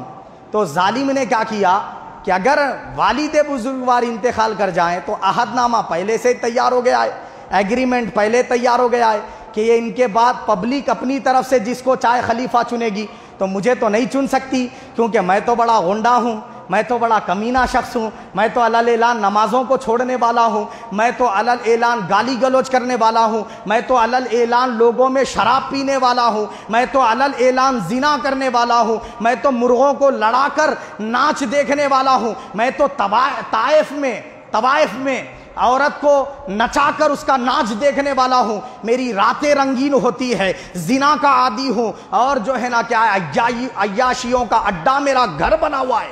اب ایسے کو کون اوڑ دے گا؟ ایسے کو کون خلیفہ بنائے گا؟ تو میرے لیے راستہ مشکل ہے خلافت کا، لہٰذا بادشاہت بھی مجھے نہیں ملے گی، پتہ صاف کرنا ہوگا، راستہ صاف کرنا ہوگا۔ امام حسن ابھی ظاہری حیات میں ہے تو ان کو زہر دے کر کیا کروں گا؟ شہادت کا جام نوش کروا دوں گا۔ تو اس نے کیا کیا؟ شمر لعین بدبخت، اس کی ایک بہن جن کا نام ہے حضرت ام البنین رضی اللہ تعالیٰ عنہ، ام البنین رضی اللہ تعالیٰ عنہ، یہ مولا علی شیر خدا رضی اللہ عنہ کے نکاح میں تھی، اور ان سے حضرت علی مرتضیٰ شیر خدا کے 4 بیٹے ہوئے۔ ایک کا نام حضرت عباس علمبردار جو میدان کربلا میں امام حسین کے ساتھ شہید ہوئے، اور دوسرے بھائی حضرت عبداللہ ابن علی، یہ بھی مولا علی شیر خدا کے بیٹے ہیں، حضرت عثمان ابن علی، حضرت جعفر ابن علی، یہ 4 بیٹے ام البنین سے پیدا ہوئے۔ یہ سرکار حضرت مولا علی شیر خدا نے سیدہ فاطمہ کے انتقال کے بعد جو نکاح کیا تھا ان سے یہ 4 بیٹے تھے۔ تو شمر لعین بدبخت نے کیا کیا؟ حضرت امام حسن رضی اللہ عنہ کی زوج محترمہ کے ذریعے پانی کی سراہی میں زہر ملا کر امام حسن مجتبی رضی اللہ تعالیٰ کو پلوا دیا۔ نتیجتاً وہ زہر اتنا خطرناک تھا، 3 بار دیا گیا، 2 بار تو آپ بچ گئے، لیکن تیسری بار جب زہر دیا گیا تو آپ کے پورے جسم مبارک کا رنگ سر کے بال سے لے کے پیر کے ناخن تک ہرا ہو گیا، اور جگر کے آنتڑیوں کے ٹکڑے ہو کر پیشاب اور جو ہے نا کیا ہے بیت الخلاء کے مقام سے نکل کر گرنے لگے۔ اس بے دردی کے ساتھ آپ کی شہادت ہوئی سیدنا امام حسن مجتبی رضی اللہ عنہ۔ اب اس کے بعد 3 حضرات تھے جو بڑی فضیلت کے حامل تھے۔ ایک حضرت عبداللہ ابن عمر بن خطاب رضی اللہ عنہ کے بیٹے، اور دوسرے عبداللہ ابن زبیر رضی اللہ عنہ کے بیٹے، اور تیسرے حضرت سیدنا امام حسین ابن علی مولا علی شیر خدا کے بیٹے امام حسین۔ ان کا زہد و تقوی، ان کا صبر، ان کی عبادات، ان کی سخاوت، سب سے ساری دنیا کیا تھی؟ ساری دنیا کیا ہے؟ ساری دنیا میں آپ کے یہ تمام چیزوں کے شہرت تھی، چرچے تھے، جس کی وجہ سے ہر کوئی آپ پر فدا تھا۔ تو اس نے دیکھا کہ یہ 3 حضرات اب بچ گئے ہیں، اگر یہ تینوں شہید کر دیے جائیں یا تینوں میرے ہاتھ پر اس بات کی بیعت کر لیں کہ مجھے خلیفہ مانتے ہیں، تو باقی پورے لوگ تو خود بخود مجھے خلیفہ مان لیں گے، کیونکہ سب یہ 3 حضرات پر ڈیپینڈ ہے۔ اس لیے یزید نے کیا کیا؟ امیر معاویہ رضی اللہ عنہ کے انتقال کے فوراً بعد اپنی طرف سے بادشاہت کا اعلان کر دیا، اور امیر معاویہ رضی اللہ تعالیٰ نے اپنے بعد وصیت لکھ دی کہ میرے بعد بادشاہ کس کو ڈکلیئر کر دیں؟ یزید کو۔ وہاں باپ کی جو محبت پدری ہوتی ہے اولاد کے لیے وہ غالب آ گئی، آپ انتقال کے وقت غلط فیصلہ کر گئے، اور یزید تخت خلافت پر بیٹھ گیا، بادشاہ بن کر بیٹھ گیا۔ اب اس نے اپنی غنڈہ گردی شروع کر دی، لوگوں کو ستانے لگا، ظلم بربریت کرنے لگا۔ کوئی ایسا نہ تھا جو علل اعلان کھل کر اس کے سامنے بات کر سکے۔ ہر قسم کا جو بڑے سے بڑا غنڈہ ہو سکتا ہے، جو اس کا ساتھ دینے والا ہو، جو اس کے جو ہے نا کیریکٹر پر انگلی نہ اٹھانے والا ہو، ویسے غنڈوں کو اس نے کیا کیا ہے؟ گورنر بنا کر بٹھا دیا۔ مدینے کا ایک شخص گورنر تھا، وہ جو اہل بیت سے محبت رکھتا تھا، اس نے فوراً اس کو تخت پر بیٹھتے ہی لیٹر لکھ دیا، خط لکھوا بھیجا کہ یہ 3 حضرات کو بلاؤ اور یہ تینوں سے میری بادشاہت پر کیا کرو؟ بیعت لو۔ اگر یہ تینوں راضی ہوئے تو چھوڑ دو، نہیں تو تینوں کی گردنیں مار کر سر میرے دربار میں بھجوا دو بلاؤ نے یزید۔ تو انہوں نے کہا کہ میں ایسا نہیں کر سکتا، تو ان کو معزول کر کے پھر ایک نئے ظالم جو ہے نا کیا ہے معلوم ہے حکمران کو اس نے وہاں پر بھیجا گورنر بنا کر، مدینے کا عقبہ بن عامر۔ یہ شخص آیا وہاں پر کیا ہے اپنی گورنری یعنی جاری کرتے ہوئے یہ 3 حضرات کو دعوت نامہ بھجوایا کہ آپ میرے پاس آئے، گفتگو کرنی ہے۔ بٹھائی اور یہ 3 حضرات سے گفتگو کی کہ یا تو یزید کے بادشاہت کو تسلیم کر لو، نہیں تو کیا ہے اپنے سر یزید کے دربار میں بھیجنے کے لیے تیار ہو جاؤ۔ تینوں حضرات نے مخالفت کی، وہ سر قلم کرنا چاہا مگر ان کے روب دبدبے کی وجہ سے تھر تھر کانپ گیا اور ان کا قتل نہ کر سکا۔ عبداللہ ابن زبیر رضی اللہ عنہ نے دیکھا کہ کیا ہے، اے حسین اب ہمارا یہاں رہنا مناسب نہیں، اگر رہیں گے تو مارے جائیں گے، لہٰذا مدینہ چھوڑ دو اور مکہ مکرمہ کی طرف ہجرت کر جاؤ۔ عجیب جو ہے معاملہ تھا، رسول پاک صلی اللہ علیہ وسلم مکہ چھوڑ کر مدینہ ہجرت کر کے تشریف لائے تھے، اور اب حسین علیہ السلام جو ہے مدینہ چھوڑ کر مکہ کی طرف ہجرت کر رہے ہیں۔ حج کا مہینہ ہے، اور حج چونکہ آپ آلریڈی پہلے سے 20 سے 30 حج ادا کر چکے تھے، اس وجہ سے اب حج آپ پر فرض نہ تھا، اور کوفہ سے آپ کو خطوط کا سلسلہ جاری کر دیا گیا تھا کہ اے حسین آپ کوفہ تشریف لائیں، ہم حضرت مولا علی شیر خدا رضی اللہ تعالیٰ کا جس طرح ساتھ دیے، آپ کو خلیفہ مانے، ہم آپ کو خلیفہ مانتے ہیں، آپ آئیں گے تو ہم آپ کے پیچھے نماز پڑھیں گے۔ ایک ایک خط کے اوپر 60 لوگوں کی سگنیچر ہوتی تھی۔ مولا علی حضرت امام حسین رضی اللہ تعالیٰ نے دیکھا تو حضرت عبداللہ ابن زبیر اور حضرت سیدنا عبداللہ ابن عمر ان دونوں سے مشورہ کیا، انہوں نے کہا کہ ہرگز نہ جائیے اے حسین، اگر آپ کوفہ جائیں گے، آپ نے دیکھا آپ کے ابا حضور مولا علی شیر خدا کے ساتھ ان ظالموں نے کیا کیا، شہید کر دیا، وہاں پر ان کو طرح طرح کے مصائب میں گرفتار کیا، اور امام حسن مجتبیٰ کا تو واقعہ آپ کے سامنے ہے، کیسی بے دردی سے زہر دے کر انہیں شہید کر دیا گیا، ہمیں ڈر ہے کہ کہیں آپ بھی شہید نہ کر دیے جائیں۔ امام حسین رضی اللہ تعالیٰ نے کیا کیا، اپنے بھائی حضرت مسلم بن عقیل، یہ حضرت امام حسین کے چاچا زاد بھائی تھے، ان کو ان کے 2 بچوں کے ساتھ کیا کیا، کوفہ روانہ کیا، تاکہ یہ چھان بین جانچ کر لی جائے، کیونکہ وہ دور ویڈیو گرافی کا نہیں تھا، فونوں کا نہیں تھا کہ فون کر لیے پوچھ لیے یا لائیو ٹیلی کاسٹ دیکھ لیے، ایسا کچھ بھی نہیں تھا۔ تو وہاں پر جا کر جائزہ لینے کے لیے بھروسہ مند شخص کی ضرورت تھی۔ حضرت سیدنا امام حسین رضی اللہ تعالیٰ عنہ نے اپنے چچا زاد بھائی مسلم بن عقیل رضی اللہ تعالیٰ کو وہاں بھیجا تاکہ جائزہ لے اور دیکھ کر وہاں کے حالات کا جائزہ لے کر مجھے خط لکھیں کہ میرا آنا وہاں مناسب ہے یا نہیں ہے۔ مسلم بن عقیل رضی اللہ عنہ چلے اپنے 2 چھوٹے سے ننھے بچوں کو لے کر کوفہ، جب وہاں پہنچے آپ نے دیکھا لوگ ہزاروں کی تعداد میں آتے ہیں، یا حسین زندہ باد کے نعرے لگاتے ہیں، مسلم بن عقیل زندہ باد کے نعرے لگاتے ہیں، اور آپ کو اپنا امام تسلیم کرتے ہیں، ہاتھ کے بوسے دیتے ہیں، کوئی قدموں پہ گرا جا رہا ہے، کوئی کہتا ہے کہ ہم امام حسین پر اپنی جانیں لٹا دیں گے، مال لٹا دیں گے، سب کچھ لٹا دیں گے، اپنے آپ کو کٹا دیں گے، مگر حسین کا ساتھ نہیں چھوڑیں گے۔ اس طریقے سے 3 دن تک آپ نے دیکھا کہ لوگ جوق در جوق آپ کے پاس آ رہے ہیں۔ مسجد میں آپ نماز پڑھاتے ہیں تو صحن مسجد بلکہ باہر تک کیا ہے، لوگوں کی بھیڑ ہوتی ہے۔ آپ نے جب دیکھا اتنے کثیر لوگ جو ہے امام حسین کا ساتھ دینے تیار ہے، تو آپ نے خط لکھ دیا امام حسین رضی اللہ تعالیٰ کو۔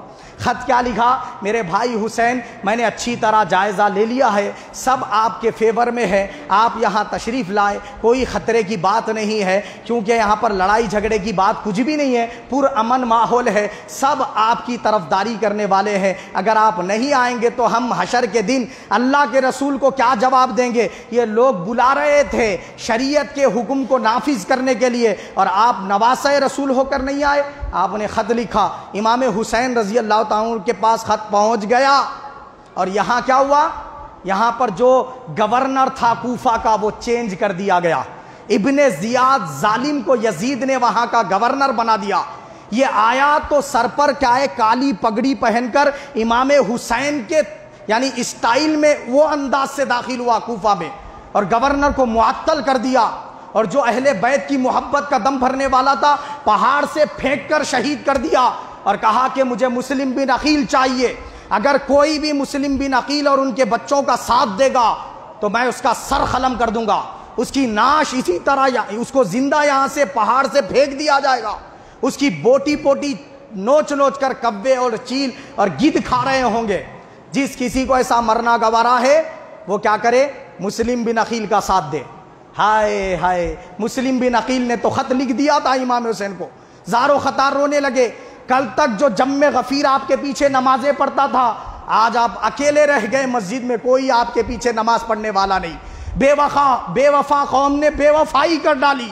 نتیجہ یہ ہوا ابن زیاد بدبخت نے حضرت مسلم بن عقیل رضی اللہ عنہ کو گھیر لیا اور آپ کی شہادت کر دی، آپ کا سر انور دھڑ سے جدا کر دیا، اور آپ کے دونوں بچوں کو ابن زیاد کے ایک سپاہی نے کیا کیا، بدبخت نے اور دولت کے لالچ کے نشے میں آپ کے دونوں بچوں کے سر تن سے جدا کر کے دریائے فرات میں دھڑ ڈال دیے اور سروں کو ابن زیاد کے دربار میں شین میں پیش کر دیا۔ اب آپ اندازہ لگائیے کیا ظلم ہوا اہل بیت پر، اور ادھر خط امام حسین کے پاس پہنچ گیا۔ آپ نکل پڑے بھائی کے لیٹر پر بھروسہ کر کر، جب آپ نکل پڑے تو آدھے راستے تک پہنچ گئے۔ اب آدھا راستہ طے کریں تو کوفہ پہنچ جائیں گے۔ وہاں پہنچتے ہی خبر ملی کہ حضرت سیدنا مسلم بن عقیل کو شہید کر دیا گیا۔ کوفہ والوں نے بے وفائی کر دی، کوئی آپ کا ساتھ نہیں دے گا، اے حسین مت جائیے۔ امام حسین رضی اللہ تعالیٰ عنہ 100 کے قریب افراد پر مشتمل، چھوٹے بچے بچیوں، اپنے ازواج اور اپنے بھائیوں اور اپنے عزیز و اقارب رشتہ داروں اور اپنے چاہنے والوں کا قافلہ لے کر 100 کے قریب افراد کو لے کر کیا نکل پڑے تھے۔ آپ جنگ کرنے نہیں نکلے تھے، آپ وہ لوگوں کے بلانے پر، ان کے خطوط کے لکھے جانے پر ان کا ساتھ دینے کے لیے نکلے تھے کہ ایسا حکمران جو غنڈہ گردی کو عام کر رہا ہے، نانا جان رسول جہاں محمد مصطفیٰ کے دین کو مٹا رہا ہے، وہ ظالم حکمران کے مقابل آ کر کیا ہے اس کو للکاریں اور دین اسلام کی لاج رکھ لیں۔ اس کے لیے امام حسین نکلے تھے، لڑنے کے لیے نہیں نکلے تھے۔ اگر لڑنے نکلتے تو صحابہ اکرام کا لشکر جرار تیار تھا امام حسین کا ساتھ دینے کے لیے، عبداللہ ابن زبیر، عبداللہ ابن عمر تیار تھے، مگر آپ نے چاہا کہ جو ہے آپ نے کہا کہ میں لڑنے کے لیے نہیں جا رہا ہوں، میں میرے قافلے کے ساتھ بس وہاں وہ لوگوں سے بیعت لے لوں گا، پھر اس کے بعد یہاں آ جاؤں گا، یہ کہہ کر آپ نکلے تھے۔ مگر راستے میں کیا ہے، ابن زیاد نے کہا کہ حسین کے پاس وہ خط پہنچ گیا ہوگا، وہ نکل گئے ہوں گے، ابھی کوفہ نہیں پہنچے، اے حر تم لشکر جرار لے کر امام حسین کا گھیراؤ کر لو اور ان سے جو ہے نا کہا عہد لو اس بات کا کہ وہ بیعت کریں یزید کے دست پر، اگر بیعت نہ کی تو ان کا سر قلم کر دو۔ حر گئے لشکر کے ساتھ، امام حسین رضی اللہ تعالیٰ کے قافلے کا گھیراؤ کیا اور ڈیرے میں داخل ہوئے اور امام حسین سے گفتگو کی۔ امام حسین رضی اللہ تعالیٰ نے فرمایا مجھے بتاؤ کیا میں تم لوگوں سے یہاں لڑنے کے لیے آؤں؟ میں کیا تمہارا مقابلہ کرنے کے لیے آؤں؟ میں یہاں آیا نہیں ہوں، بلایا گیا ہوں۔ اگر ثبوت چاہیے تو یہ تھیلے میں جو بھرے ہوئے ہیں 700 سے 800 کے قریب لیٹرز، اور بعضوں نے کہا 1500 خطوط بھیجے گئے تھے، ہر خط پر 60 افراد کی سگنیچرز موجود تھی۔ وہ دیکھا، حر نے آنکھوں سے آنسو نکل پڑے، انہوں نے کہا کہ اے حسین میں مجبور ہوں کیونکہ میں یزیدی لشکر کا کمانڈر ہوں، اگر میں آپ کو گرفتار نہ کروں تو کوئی دوسرا کر لے گا اور وہ آپ پر طرح طرح کے ظلم ڈھائے گا، تو میں ایک پلان بناتا ہوں، وہ یہ ایک چال چلتا ہوں، وہ یہ کہ رات تک کے لیے، کل صبح تک کے لیے میں یہیں پر پڑاؤ کرنے کا حکم دوں گا مجھے، میرے لشکر کو، اور جب رات ہوگی سب سو جائیں گے، آپ جو ہے رات کو جو ہے سب سوئی ہوئی حالت میں رہیں گے تو اپنے قافلے کو لے کر کہیں اور چلے جائیں، نہ مکہ جائیں نہ مدینہ جائیں اور نہ ہی یزید کی بیعت کریں، آپ جہاں چاہیں اللہ کی زمین وسیع چلے جائیں۔ حر نے یہ امام حسین رضی اللہ تعالیٰ کی طرفداری میں فیصلہ دیا اور امام حسین رضی اللہ تعالیٰ اس پر ایگری ہو گئے۔ اور اس کے بعد ہوا کیا؟ اس کے بعد یہ ہوا کہ سب سو گئے سپاہی اور حر جاگتے رہے، امام حسین کی کیا ہے اور آپ کے قافلے والوں کی مدد کی بھاگ جانے میں۔ امام حسین رضی اللہ تعالیٰ اپنے قافلے کو لے کر جب نکل پڑے، صبح جب پہنچے تو کربلا کے میدان میں پہنچ گئے۔ آپ نے وہاں ٹھنڈی سانس لی اور فرمایا یہاں سے ہمیں ہمارے شہادت کی بو آتی ہے۔ اللہ کے حبیب نے جو ارشاد فرمایا ہے یہ وہی میدان ہے، بتا اس کو کیا کہا جاتا ہے؟ لوگوں نے کہا کربلا کہا جاتا ہے۔ آپ نے فرمایا یہی ہماری مقام گاہ ہے، یہی ہماری قیامت تک کے لیے مسکن گاہ ہے، یہی ہمارا مزار ہوگا۔ آپ نے کہا خیمے لگوا دو، ڈیرے لگا دیے گئے اور آپ نے کیا ہے رات کو اپنے قافلے میں موجود تمام افراد سے گفتگو فرمائی اور چمنیاں سلگائی گئی، وہ چمنیاں جو سلگائی گئی تھی روشنیوں کو بجھا دیا اور سب سے خطاب کیا، دیکھو میرے اہل بیت، میرے گھر والوں اور جتنے میرے محب یہاں پر موجود ہیں، تمہیں پتہ نہیں تھا کہ میں یہاں شہید کر دیا جاؤں گا، لیکن مجھے پتہ ہے یہاں میں شہید کر دیا جاؤں گا، اور میری شہادت کے بعد میرے قافلے پر جو مصیبتیں ٹوٹنے والی ہے تم اندازہ نہیں لگا سکتے۔ میری نگاہیں دیکھ رہی ہے، مجھے مصطفیٰ نے دکھوا دیا ہے، مجھے میرے ابا حضور نے بتا دیا ہے، بچپن سے سنتے سنتے میں یہ جانتا ہوں، لہٰذا تم میں سے جو کوئی یہاں میرا ساتھ دیتے ہوئے آیا ہے، میں نہیں چاہتا کہ وہ ذبح ہو جائے، لہذا جو بھی تم میں سے جانا چاہتا ہے چلا جائے، میں نے دیے گل کر دیے ہیں، مجھے پتہ بھی نہیں چلے گا کون گیا، مگر میں تم میں سے جو بھی جانے والا ہوگا اس سے راضی رہوں گا، محشر کے میدان میں اس کی شفاعت کروں گا۔ جب آپ نے پھر دوبارہ دیے سلگائے تو کچھ افراد گئے ہوئے تھے، 72 کا قافلہ رہ گیا، اور سبوں نے کہا کہ اے مولا حسن، اب آپ ہی وہ ہیں، رسول پاک صلی اللہ علیہ وسلم کا دیدار کرنے کے لیے ہمارے پاس جو ذریعہ ہے وہ آپ کا نصف بدن ہے، سینے سے قدموں تک آپ رسول اللہ کے مشابہ ہیں، اگر آپ شہید ہو جائیں گے تو ہم رہ کر کیا کریں گے؟ تمام میدان کربلا میں موجود وہ 72 افراد نے یہی کہا، چھوٹے چھوٹے بچوں نے کہا ہم اپنے آپ کو کٹا دیں گے، آپ تک تیر پہنچنے نہیں دیں گے۔ اور حضرت مولا علی شیر خدا رضی اللہ تعالیٰ کے جو ام البنین سے 4 صاحبزادے تھے، حضرت عثمان، حضرت جعفر، حضرت عبداللہ اور حضرت عباس علمبردار، یہ چاروں بھائیوں کے پاس شمر لعین نے آ کر عرض کیا، کیا عرض کیا کہ میری بہن ام البنین اور میرے بھانجے عباس علمبردار اور جعفر عبداللہ، تم لوگ جو ہے نا کیا ہے معلوم ہے، میرے بھانجے ہو اور یہ میری بہن ہے، میں تم کو امان دیتا ہوں، حسین اور حسین کی اولاد کو تڑپایا جائے گا مگر تم کو امان دے دی جائے گی، تم پر کوئی تیر تلوار نہیں چلے گی۔ تو جانتے ہو انہوں نے کیا کہا؟ امان نہیں چاہیے، اور 25,000، ایک روایت میں آتا ہے 40,000 کا لشکر یزید نے بھیجا۔ ذرا دیکھیے کیسا ظلم اور بربریت ہے۔ میدان بدر میں تو 313 کے مقابلے 1000 تھے، یہاں 72 کے مقابلے میں 25,000 ہے۔ کیا یہ حسین کا قافلہ لڑنے کے لیے آیا تھا؟ کیا میدان جنگ میں کوئی اپنے بچوں کو لے کر جاتا ہے؟ ننھے علی اصغر ساتھ ہیں، جوان بیٹے علی اکبر ساتھ ہیں، حضرت امام زین العابدین علی اوسط ساتھ ہیں، امام حسین رضی اللہ عنہ کی 2 ازواج مطہرات حضرت شہر بانو حضرت ام لیلہ ساتھ ہیں، آپ کی چھوٹی صاحبزادی بی بی سکینہ ساتھ ہیں، آپ کی بہن زینب ساتھ ہیں، ان کے 2 بچے چھوٹے عون و محمد ساتھ ہیں، حضرت امام حسن کے بیٹے امام قاسم ساتھ ہیں، اور دیگر افراد جو ہے وہاں پر جو محبان اہل بیت تھے وہ ساتھ۔ اکثر تو خاندان رسول تھا میدان کربلا میں۔ اور یزیدی لشکر نے کیا کیا؟ جیسے ہی اپنے خیمے لگائے، دریائے فرات پر پہرا لگایا اور اعلان کر دیا 7 محرم الحرام کو، اے حسین اس دریا سے سب چیل کوے پرندے چرین درین سب پانی پی سکتے ہیں، حتیٰ کہ سور بھی پانی پی سکتے ہیں، مگر اے حسین تم اور تمہارے اہل بیت، تمہارے چاہنے والے اس دریا سے ایک بوند نہیں پا سکتے۔ یہ اعلان کر دیا گیا۔ اب پیاس سے تڑپ رہے ہیں بچے، ایک دن پورا گزر گیا، سخت دھوپ ہے، میدان میں ہر طرف ریت کا نظارہ ہے، اور تپتی دھوپ میں باہر نکلتے ہیں تو حلق سوکھ جاتا ہے، زبان باہر آنے لگتی ہے، ہونٹ سوکھ گئے ہیں، خشک ہو گئے ہیں، چھاتیوں میں دودھ نہیں ہے ام لیلہ کے اور حضرت شہر بانو کے کہ حضرت علی اصغر کو دودھ پلائیں۔ اب آپ دیکھیں بچہ چھوٹا سا بلک رہا ہے پیاس کی شدت کی وجہ سے۔ 8 محرم آ گئی، 9 محرم آ گئی، امام حسین رضی اللہ تعالیٰ عنہ اور آپ کا ساتھ دینے والے حضرات عبادتوں میں مشغول رہ رہے ہیں، رات عبادتوں میں گزار رہے ہیں، خواتین پر خوف طاری ہے تو پیچھے سے آپ خندق کھدوا دیتے ہیں ڈیروں کے پیچھے سے، تاکہ کوئی گھوڑ سوار کود کر ڈیروں کے پاس نہ آ جائے، لوگ موقع ملتے ہی حملہ کرنے کی طاق میں۔ اور حضرت عباس علمبردار اور آپ کے دیگر بھائی حضرت عبداللہ، حضرت جعفر، یہ تمام حضرت عثمان، یہ تمام کے تمام کیا ہے پہرا دے رہے ہیں، اور جس کی طرف سے بھی تیر آتا ہے یہ آگے بڑھ کر اس تیر کو روک دیتے ہیں، امام حسین رضی اللہ تعالیٰ کا ساتھ دیتے ہیں۔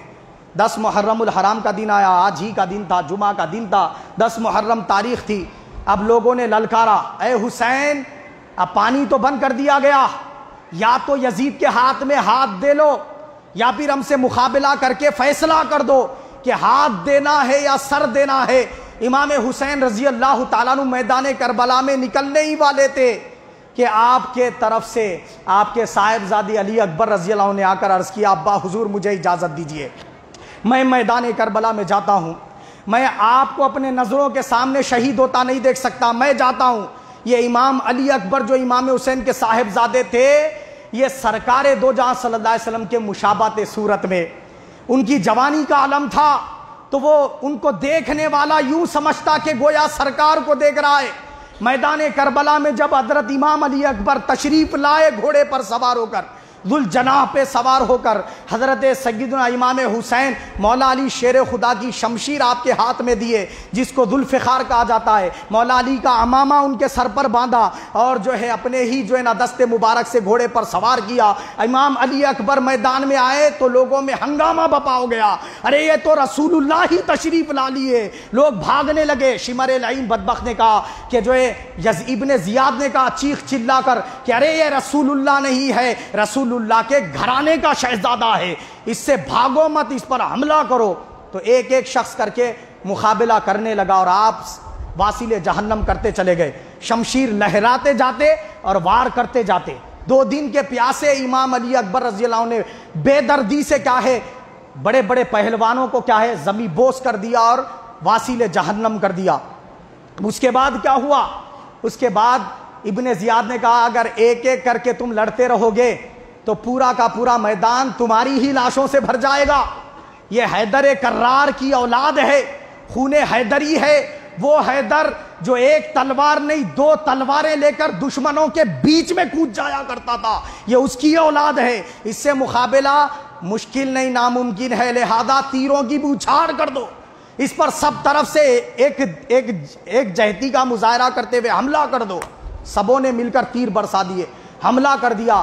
حضرت مولا علی شیر خدا رضی اللہ عنہ کے پوتے امام علی اکبر، امام حسین کے شہزادے، جو 18 سال کے جوان بیٹے تھے، کیا کیا امیدیں امام حسین رضی اللہ عنہ کو نہ تھی ہوگی، وہ میدان کربلا میں شہید کر دیے گئے۔ جب نعش مبارک گھوڑے سے نیچے گری تو نعش مبارک پر گھوڑے دوڑائے گئے، یا ابا یا ابتا، امام علی اکبر نے آواز دی، امام حسین دوڑے چلے آئے۔ جب امام حسین اس وقت دوڑے چلے آئے، آپ کی عمر مبارک میدان کربلا میں پہنچنے تک 56 برس تھی، بعضوں نے کہا 54 برس، بعضوں نے 55 برس، بہرحال 50 کے اوپر آپ کی عمر تھی، اور آپ کے داڑھی مبارک میں، سر مبارک میں ایک بال بھی سفید نہ تھا۔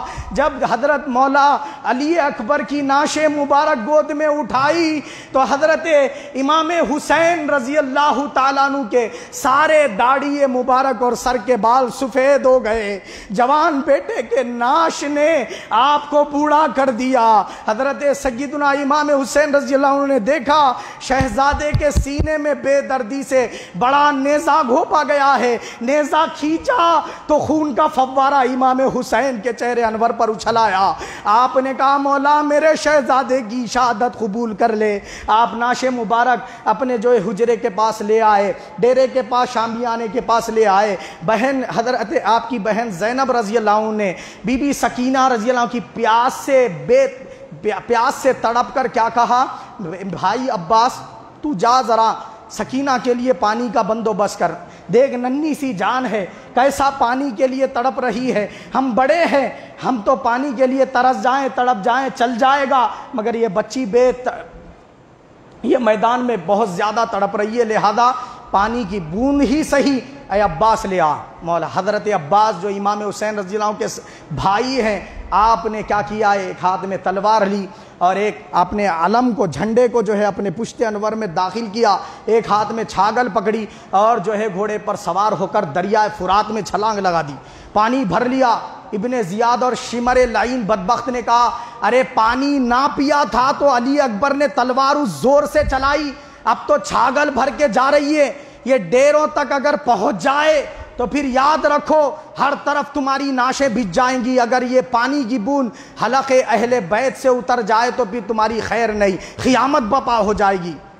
تو یزیدی لشکریوں نے ان پر حملہ بول دیا، نتیجہ یہ ہوا کہ ایک ہاتھ کاٹ دیے جس میں آپ کے جو ہے نا چھاگل تھی، اور ایک ہاتھ جس میں تلوار تھی پھر اس کو بھی کاٹ دیا، ایک نیزہ پیچھے سے داخل کر دیا، سینے سے پار ہو گیا، سامنے سے نیزہ گھسایا، پیچھے سے نکل گیا، ہر طرف سے تیر برسائے گئے، جسم تیروں سے چھلنی کر دیا۔ اور حضرت عباس رضی اللہ تعالیٰ عنہ نے آز بھری نگاہوں کے ساتھ جو ہے ہائے سکینہ میں تجھے پانی نہیں پلا سکا، میں جو ہے پانی پلانے کی جتنی کوشش ہو سکتی تھی کر چکا، میری بھتیجی سکینہ صبر کرنا، اللہ تجھے صبر دے۔ یہ کہتے ہوئے آپ شہادت کا جام نوش کر گئے۔ ابھی کچھ دیر پہلے بیٹے کی میت لے گئے تھے، اب بھائی عباس کی میت لے گئے، اور اس کے بعد ایک یکے بعد دیگرے 3 اور بھائی امام حسین کے شہید ہو گئے۔ حضرت سیدہ زینب جو امام حسین کی بہن ہیں، انہوں نے کہا کہ اے حسین سب قربان تجھ پر ہو رہے ہیں، میرے تو شوہر بھی یہاں نہیں ہیں، میں مرد بھی نہیں ہوں کہ میدان میں جا کر لڑوں، میرے یہ 2 شہزادے ننھے سے بچے ہیں، اون و محمد دیکھو تو ذرا تلواریں تیز کر رہے ہیں، ماموں کے لیے جان نثان کرنے کے لیے تیار ہے۔ اے حسین بھائی مجھے تو لڑنے کا موقع نہیں، مگر کم از کم میرے بیٹوں کو تجھ پر نثار کرنا چاہتی ہوں۔ کل محشر میں نانا جان محمد مصطفیٰ صلی اللہ علیہ وسلم مجھ سے پوچھیں گے اے زینب تو نے میرے حسین کے لیے کیا کیا، تو میں کم از کم اتنا تو کہہ سکوں گی کہ نانا حضور اپنے دونوں بیٹوں کو امام حسین پر نثار کر دیا، کم از کم میری اس عرضی کو قبول کر لو۔ امام حسین نے کہا کہ بہن زینب مجھے یہ بتا، میری شہادت کے بعد یہ ظالموں کا سینہ ٹھنڈا ہو جائے گا، مجھے شہید کر کے کسی کو شہید نہیں کریں گے، اور انہیں شہید کر دیں گے تب بھی مجھے شہید کریں گے، لہذا میں نہیں اجازت دیتا۔ اتنے نعشیں اٹھا کر لایا ہوں اور نعشیں اٹھانے کی ہمت نہیں، مگر آپ عرض کرتی رہی، آپ کے اصرار کی وجہ سے آپ نے دونوں شہزادوں کو میدان کی طرف بھیج دیا۔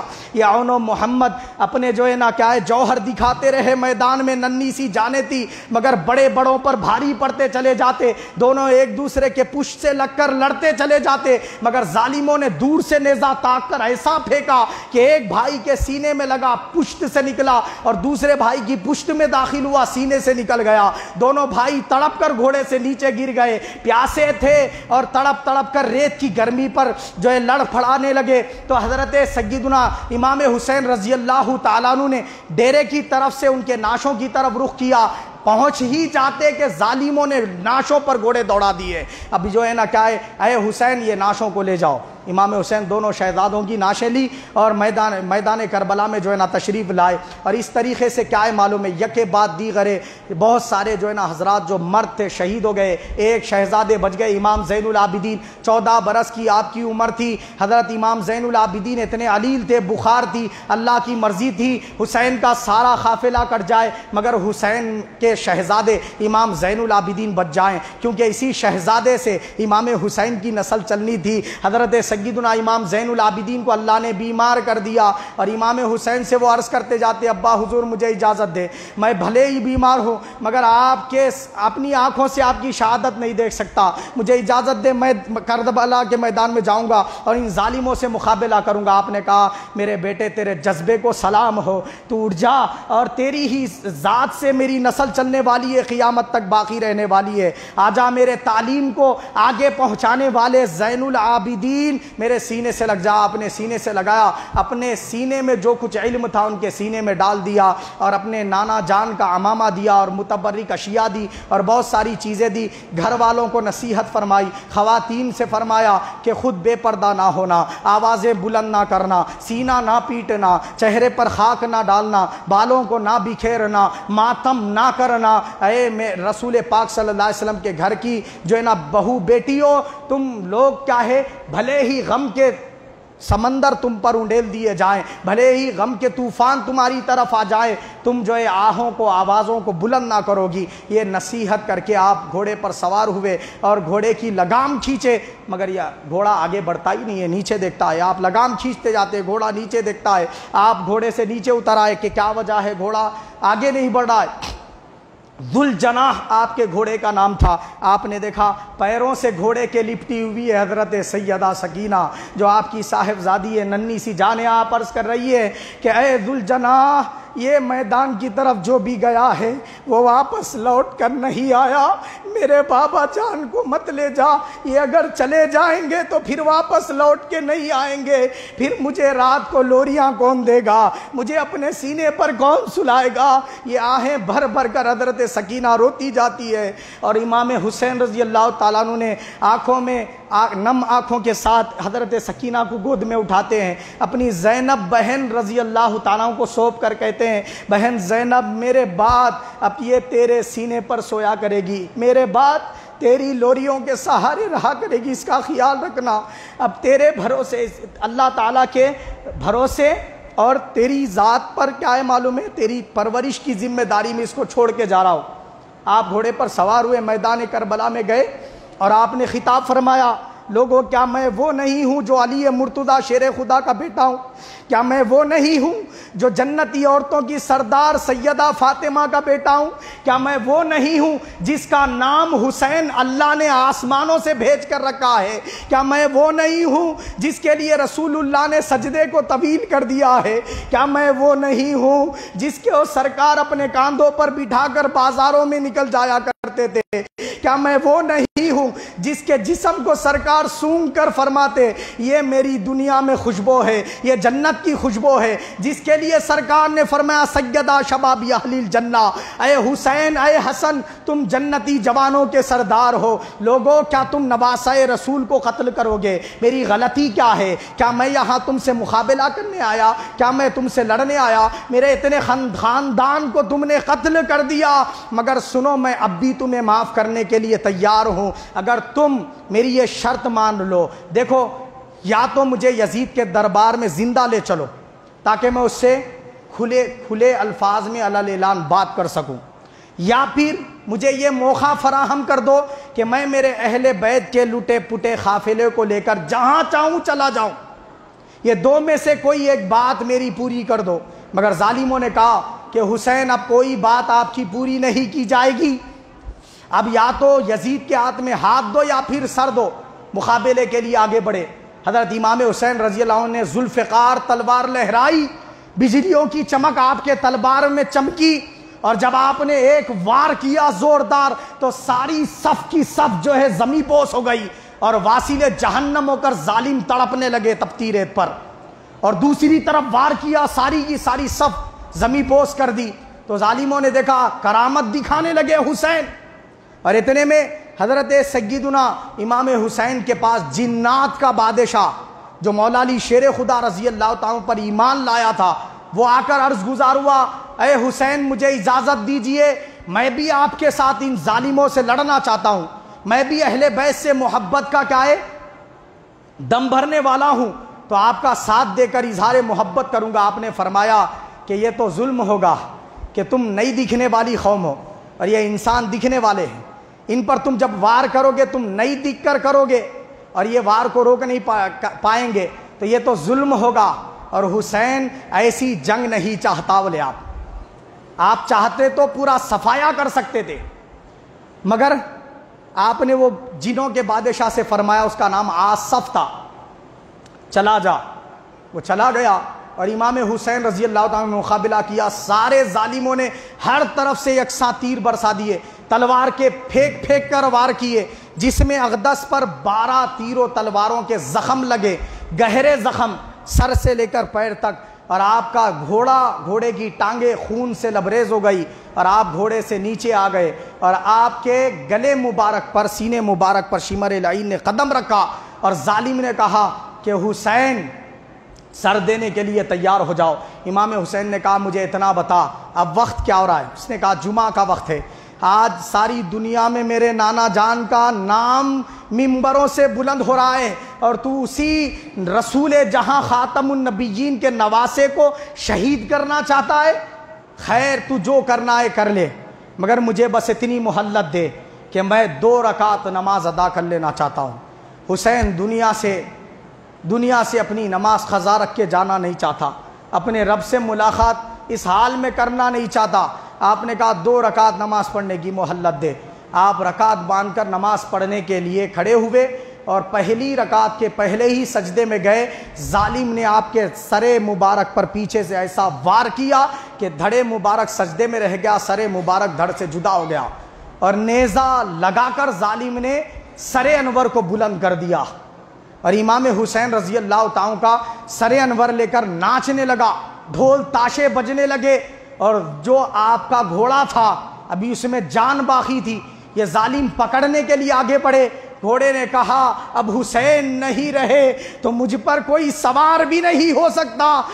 گھوڑے نے جا کر دریائے فرات میں چھلانگ لگا دی اور خودکشی کر لی۔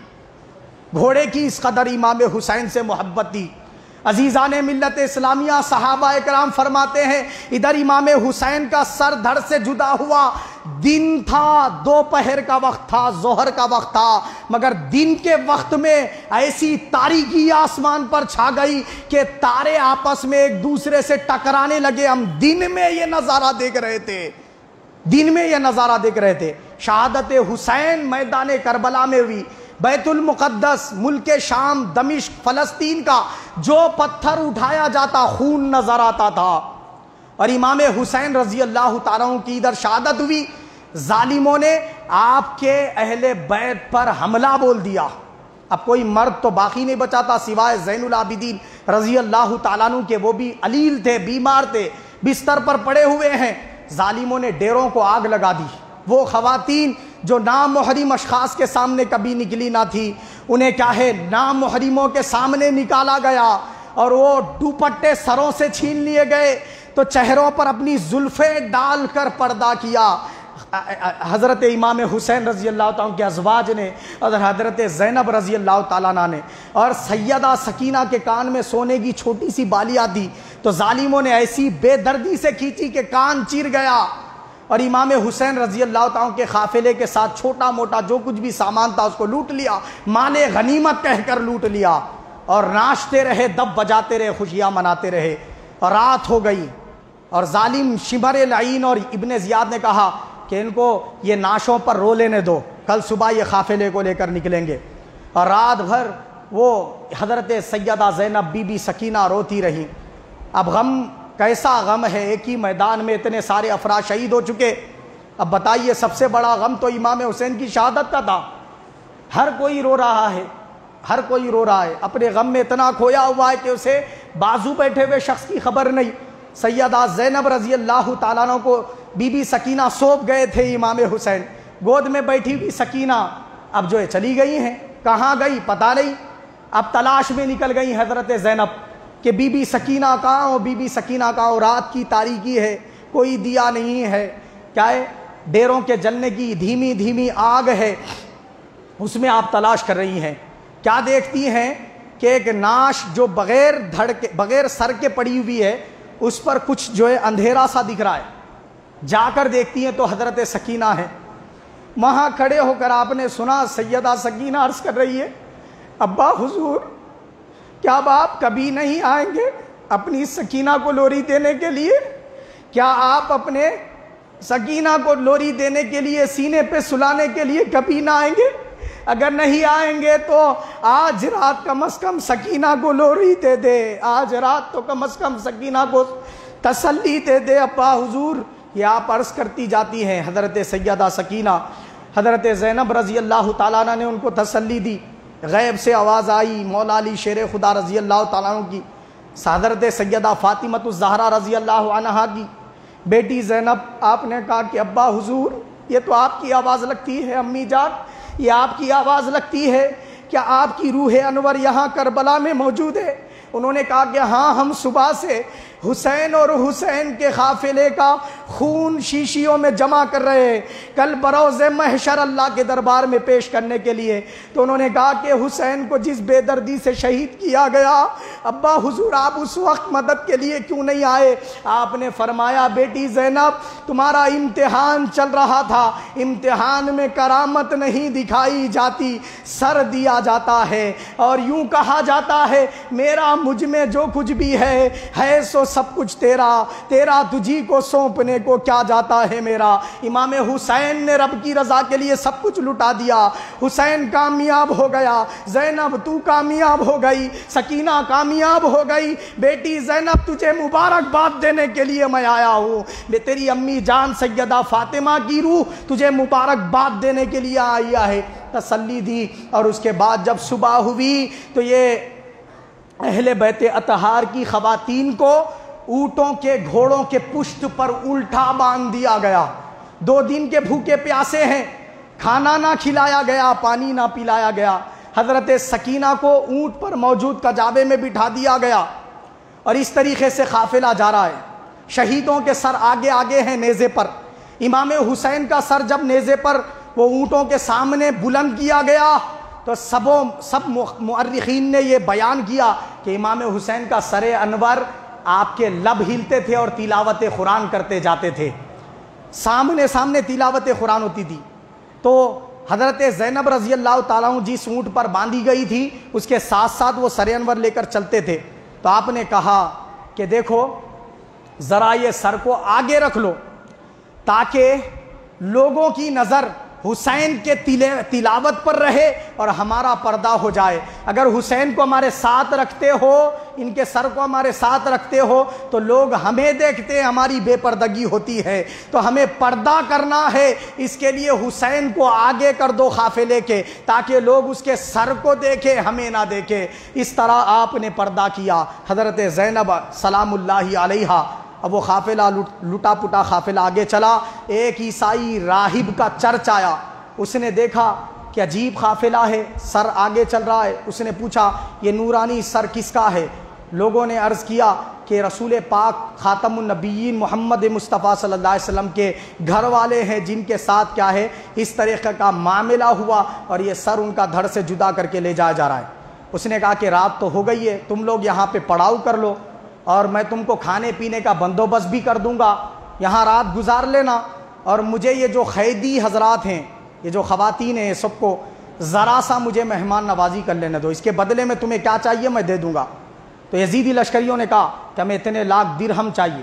اس نے کہا کہ درہم لے لو، تم دنیا کے لالچی کتے ہو، یہ رکھ لو، بلکہ اس نے کیا کیے وہ چند لاکھ درہم ان کے حوالے کر دیے، اور وہ ائمہ اہل بیت کی جو ہے نا خواتین کو اتروایا اور ان لوگوں کو جو ہے آرام کرنے کا موقع فراہم کیا، کھانے پینے کا بندوبست کیا، اور اس نے سر حسین رضی اللہ تعالیٰ کو لے کر اس سے خون گرد وغیرہ صاف کی، اور ایک پتھر جو مبارک اس نے اپنے چرچ میں رکھا ہوا تھا وہ پتھر پر خوشبو ڈالی، اور اس کے بعد سر انور کو وہاں رکھا۔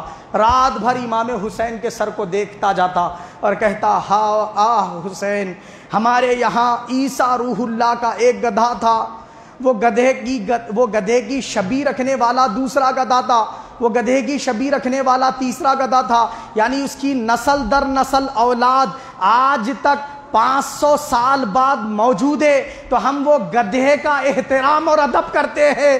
تم کیسے نبی کے نواسے ہو اے حسین، تم کو تو تمہارے نبی کی امت نے ایسی بے دردی سے شہید کر دیا۔ وہ یہ کہتا جاتا اور زار و خطا روتا جاتا تھا عیسائی، مگر اس نے جب یہ خیال کیا سو گیا تو رات کو دیکھتا ہے خواب میں رسول پاک تشریف لائے اور فرمایا تو نے میرے اہل بیت کے لٹے پٹے قافلے پر جو احسان کیا ہم تجھے اس کی جزا دینا چاہتے ہیں۔ وہ جزا یہ ہے کہ مسلمان ہو جا، میرا کلمہ پڑھ لے، حسین کے سر کو معطر کرنے کے صدقے میں تیرے باطن کو اسلام سے معطر کر دیتا ہوں۔ وہ شخص آنکھیں کھولتا ہے تو کیا دیکھتا ہے؟ امام حسین کے سر انور سے لے کر آسمان تک نور کا ستون ہے، اور جو ہے نا وہ شخص مسلمان ہو گیا ہے۔ اور صبح کو اس نے وہ سر اور وہ اہل بیت کے جو ہے نا اہل بیت کے لٹے پٹے قافلوں کو ان کے حوالے کر دیا یزیدی لشکر کے، اور انہوں نے پھر ویسے ہی باندھ دیا، اور امام حسین کا سر انور جس پتھر پر رکھا گیا تھا وہ پتھر اس نے بطور تبرک اپنے پاس رکھا، وہ چرچ کو مسجد بنا دیا۔ آج تک بھی وہ مسجد موجود ہے، اور وہ سر جس پتھر پر رکھا ہوا تھا وہ پتھر آج بھی موجود ہے، اور سال بھر وہ پتھر 1400 سال سے غم حسین میں آنسو بہا رہا ہے. وہ پتھر سے آنسو رکتے نہیں ہے, خون نکلنا بند ہوتا نہیں ہے, ہمیشہ اس میں سے خون نکلتا رہتا ہے اور آنسو نکلتے رہتے ہیں. ذرا سوچے, ایک بار سر رکھ دیا جائے تو حسین کے غم کو وہ پتھر نہیں بھولا. اور علماء اور جو ہے نا کیا ہے صحابہ اکرام بیان کرتے ہیں, امام حسین کی شہادت کے بعد ایسے آسمان سے خون کی بارش ہوئی کہ جس کے گھر کے چھت پر اور جس کے کپڑوں پر وہ خون کی بارش گری, وہ کپڑے پھٹنے تک کیا ہے وہ خون کے دھبے نہیں گئے. عزیزان ملت اسلامیہ, آسمان خون رویا. حضرت سیدنا امام حسین رضی اللہ تعالیٰ عنہ کے سر انور کو آگے لے جایا گیا تو ایک جو ہے نا شخص تلاوت قرآن کر رہا تھا. وہ تلاوت قرآن میں پڑھ رہا تھا اصحاب کہف کا واقعہ, سورہ کہف تلاوت کر رہا تھا. وہاں ایک مقام آتا ہے, اس کا معنی یہ ہے کہ کتنا ہی تعجب خیز واقعہ ہے اصحاب کہف کا. اس نے تلاوت کیا تو امام حسین کا سر انور نیزے سے یوں پلٹا اور اس کو جواب دیا کہ اے تلاوت قرآن کرنے والے, اگر قرآن میری شہادت کے بعد اترتا تو اللہ میرا قصہ قرآن میں سنا کر کہتا کہ اصحاب کہف سے تعجب خیز واقعہ اے حسین تیرا ہے. یہ واقعہ جو ہے نا اللہ تعالیٰ میرا اس شان کے ساتھ سناتا. آپ کے سر انور نے باتیں کی ہے, دھڑ سے جدا ہونے کے بعد بھی آپ کے سر انور میں روح رہی. عزیزان ملت اسلامیہ, یہ آپ کے جو ہے نا کیا کرامتوں کا صدور ہونے لگا. اور امام حسین رضی اللہ عنہ کا سر انور جب یزید کے دربار میں پہنچا ان کرامتوں کے ساتھ, اور یہ ٹوٹا پوٹا قافلہ وہاں پہنچا تو یزید نے طرح طرح کی گستاخیاں کی اور امام حسین کے منہ مبارک, لبہائے مبارک پر کیا کیے, چھڑی ماری اور کہا کہ اے حسین مجھے پتا نہ تھا تم اتنے حسین ہو, مجھے پتا ہوتا تو تمہارا یہ انجام نہ ہوتا, میں تم کو قتل نہ کرواتا. ذرا سوچئے, لوگ کہتے ہیں کہ یزید نے امام حسین کو قتل نہیں کروایا تو یہ جملے کیا تھے؟ اور اگر قتل کرانے کا اس کا ارادہ نہ تھا تو ابن زیاد اور شمر لعین بدبخت نے جو امام حسین کا قتل کیا ان کو جو ہے اس نے گورنری دی, ان کو پلاٹ دیے, زمینات دیے, تحفے تحائف دیے. اگر وہ راضی نہ ہوتا تو ان کو سزا دیتا, راضی تھا اسی لیے سزا نہ دی. اب ہوا کیا, حضرت زینب رضی اللہ تعالیٰ عنہا نے, امام زین العابدین رضی اللہ تعالیٰ عنہ نے جب میدان کربلا میں ہوئے ظلم و ستم وہاں یزید کے دربار میں سنائے, یزید کے دربار کے لوگ وزراء وغیرہ سب مخالفت پر اتر آئے. یزید نے دیکھا اب میری عزت ملیہ میٹ ہو رہی ہے, لہذا ان کو فوراً یہاں سے بھیجا دینے میں بھلائی ہے. تو مہمان نوازی کی, مدینہ منورہ بھجوا دیا. جب یہ لٹا پٹا قافلہ امام حسین کے سر انور کو مدینہ لے گیا, اور بعض روایتوں میں آتا ہے وہ سر لے کر کربلا پہنچے اور امام حسین کے دھڑے انور سے لگا کر دفن کر دیا. بعضوں نے کہا کہ نہیں, دمشق میں ہی کیا ہے وہ سر انور دفن کر دیا گیا. بعضوں نے کہا کہ نہیں, وہ سر انور مدینہ لے گئے اور سیدہ فاطمہ الزہرا کے قدموں میں اس کو دفن کر دیا. بہرحال 3 روایتیں ملتی ہیں تو اس میں سے کوئی بھی روایت کیا ہے مناسب ہو سکتی ہے. تو حضرت زینب رضی اللہ تعالیٰ عنہ جو امام حسین رضی اللہ عنہ کی بہن ہیں, اور بی بی سکینہ اور حضرت ام لیلہ شہر بانو, حضرت زین العابدین اور دیگر افراد پہ مشتمل یہ قافلہ مدینہ پہنچتا ہے. مدینہ منورہ میں آہو بکا جو ہے نا کیا بلند ہوئی, اصحاب رسول رونے لگے, چیخیں دھاڑے مار مار کر جو ہے اصحاب رسول رونے لگے, کہنے لگے کہ رسول اللہ کا چہرے انور ہم امام حسین رضی اللہ عنہ کو دیکھ کر اس کی زیارت کر لیا کرتے تھے, آج ہم سے وہ یزید نے چھین لی, وہ سعادت چھین لی. آپ رونے لگے. سیدہ فاطمہ رضی اللہ تعالیٰ عنہ, فاطمہ کبریٰ, فاطمہ صغریٰ وہاں پر موجود تھی مدینہ منورہ میں, امام حسین کی صاحبزادیاں, وہ زارو خطار رونے لگی. ہر طرف کیا ہے قیامت کا سا منظر تھا. 3 سال تک یزید تخت خلافت پر بیٹھا رہا اور اس نے امام حسین کی شہادت پر اپنی غنڈہ گردی ختم نہ کی. مدینہ منورہ پر 3 سال کے بعد 63 ہجری میں اس نے حملہ کروایا مسلم بن عقبہ پر. یہ جو شخص تھا مسلم بن عقبہ, یہ جو شخص تھا ایسا غنڈہ تھا, 10,000 کا لشکر دے کر یزید نے کہا کہ مدینہ کے لوگ میری بادشاہت اور میری خلافت کا انکار کر بیٹھے ہیں, کہیں ایسا نہ ہو وہ لشکر لے کر مجھ سے جنگ کرنے کے لیے آئیں, تم جا کر وہاں مدینے پر حملہ کر دینا, وہاں کی بیٹیاں عورتیں تمہاری کیا ہیں, جو چاہے باندیاں ان کے ساتھ جیسا چاہے سلوک کر لینا, اصحاب رسولوں کے کوئی ہو قتل کر دینا، گھروں میں جو کچھ بھی مال و دولت آتا ہے تمہارے لیے مال غنیمت ہے، وہ سب کچھ تمہارے لیے حلال ہے، جو تم کرنا چاہو۔ یزید نے کہہ کر بھجوایا، وہ لشکر گیا مدینہ منورہ۔ ذرا سوچئے یہاں قیامت بپا ہو گئی۔ 63 ہجری میں مدینے پر جب حملہ ہوا تو صحابہ اکرام 700 کے قریب شہید کر دیے گئے، 10,000 کے قریب محبان اہل بیت، محبان صحابہ اور آل رسول شہید کر دیے گئے، اور کئی ہزار مدینہ منورہ میں جو وہ عورتیں پاک دامن باعزت باعفت خواتین جو کبھی نامحرم کے سامنے نکلی نہ تھی، ان کو دن اور رات مسلسل سڑکوں پہ لا کر عزتیں لوٹی گئی، اور سرکار کی مسجد نبوی میں گھوڑے خچر اور اونٹ باندھے گئے، اور سرکار کی مسجد نبوی کے منبر پر اونٹ کی اوجڑی لیپ دی گئی جہاں سرکار بیٹھا کرتے تھے۔ اب بتائیے یہ سب کچھ کس کے کہنے پر ہوا؟ ان کا سینہ ابھی ٹھنڈا نہ ہوا۔ یہ مسلم بن عقبہ یا عقبہ بن مسلم بدبخت مدینے سے پھر مکہ پر حملہ کرنے کے لیے جانے لگا تو راستے میں اس کی موت ہو گئی۔ جب اس کو دفن کیا گیا تو زمین نے اوپر نکال کر پھینک دیا، ایسے جیسے کہہ رہی ہو کہ ذلیل کو میں اپنے اندر جگہ ہی نہیں دوں گی۔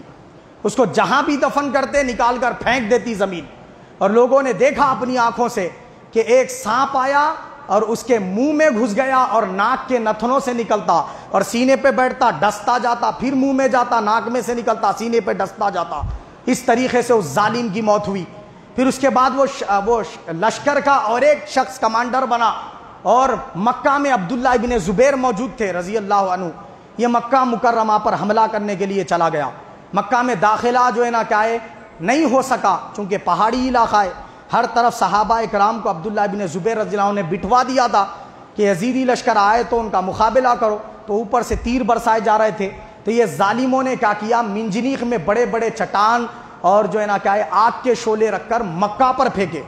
کعبۃ اللہ کے غلاف پر آ کر وہ شعلے گرے، کعبے کا غلاف جل گیا۔ حضرت سیدنا اسماعیل ذبیح اللہ کے وقت جو جنت سے دمبا لا کر ذبح کیا گیا تھا، اس کے سینگ کعبۃ اللہ کے اوپر رکھے ہوئے تھے، وہ جل کر خاکستر ہو گئے، اور کعبۃ اللہ کے مینارے گر گئی، اور کعبۃ اللہ کے در و دیوار کو نقصان پہنچا، اور کئی افراد پر پتھر گرے، آگ کے شعلے گرے، اور وہ اس طرح شہید ہو گئے۔ اور حضرت عبداللہ ابن زبیر رضی اللہ تعالیٰ کو بھی شہید کر دیا گیا، آپ کے دونوں ہاتھ کاٹ دیے گئے اور آپ کو سولی پر لٹکا دیا گیا۔ کئی دنوں تک آپ کی ناش مبارک سولی پر لٹکی رہی۔ یہ سب کچھ یزیدی لشکر نے کیا۔ اب آپ اندازہ لگائیے، کیا وہ اس کے بعد بھی جنتی ہے؟ کیا وہ اس کے بعد بھی کیا ہے، رحمت اللہ علیہ کہلانے کا مستحق ہے؟ کیا وہ اس کے بعد بھی مغفور الہم کہلانے کا مستحق ہے؟ فیصلہ آپ کیجئے۔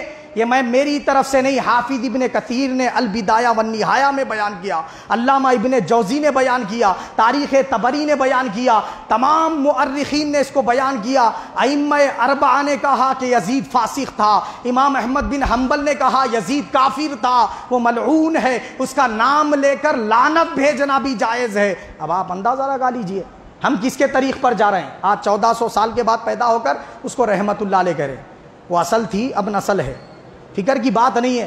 ارے جب یزید امام حسین پر اور اہل بیت پر ایسے حملے کروا سکتا ہے، 1400 سال کے بعد اگر یہ اپنی زبانوں سے، اپنی ناپاک زبانوں پر سے یزید کو رحمت اللہ علیہ کہتے ہیں، تو ہم بس اتنا ہی کہیں گے، اے اللہ ہمارا حشر محشر کے دن ان کے ساتھ فرما جن سے تو محبت کرتا ہے، ائمہ اہل بیت کے ساتھ، میدان کربلا کے شہداء کے ساتھ ہمارا حشر فرما، اور جو یزید کو رحمت اللہ علیہ کہتے ہیں ان کا حشر انہی کے ساتھ فرما، ان کا حشر اس یزید بدبخت کے ساتھ فرما۔ ہم یہی دعا کرتے ہیں۔ عزیزان ملت اسلام، یزید ادھر کیا ہے معلوم ہے، کعبۃ اللہ جل رہا تھا، یزید کا پیشاب بند ہو گیا، پیٹ پھول گیا، پاخانہ پیشاب پیٹ میں ہی رک گیا، اور تڑپ تڑپ کر وہ ظالم کیا ہے بستر مرگ پر مر گیا۔ اور مختار ثقفی شخص جب اس کے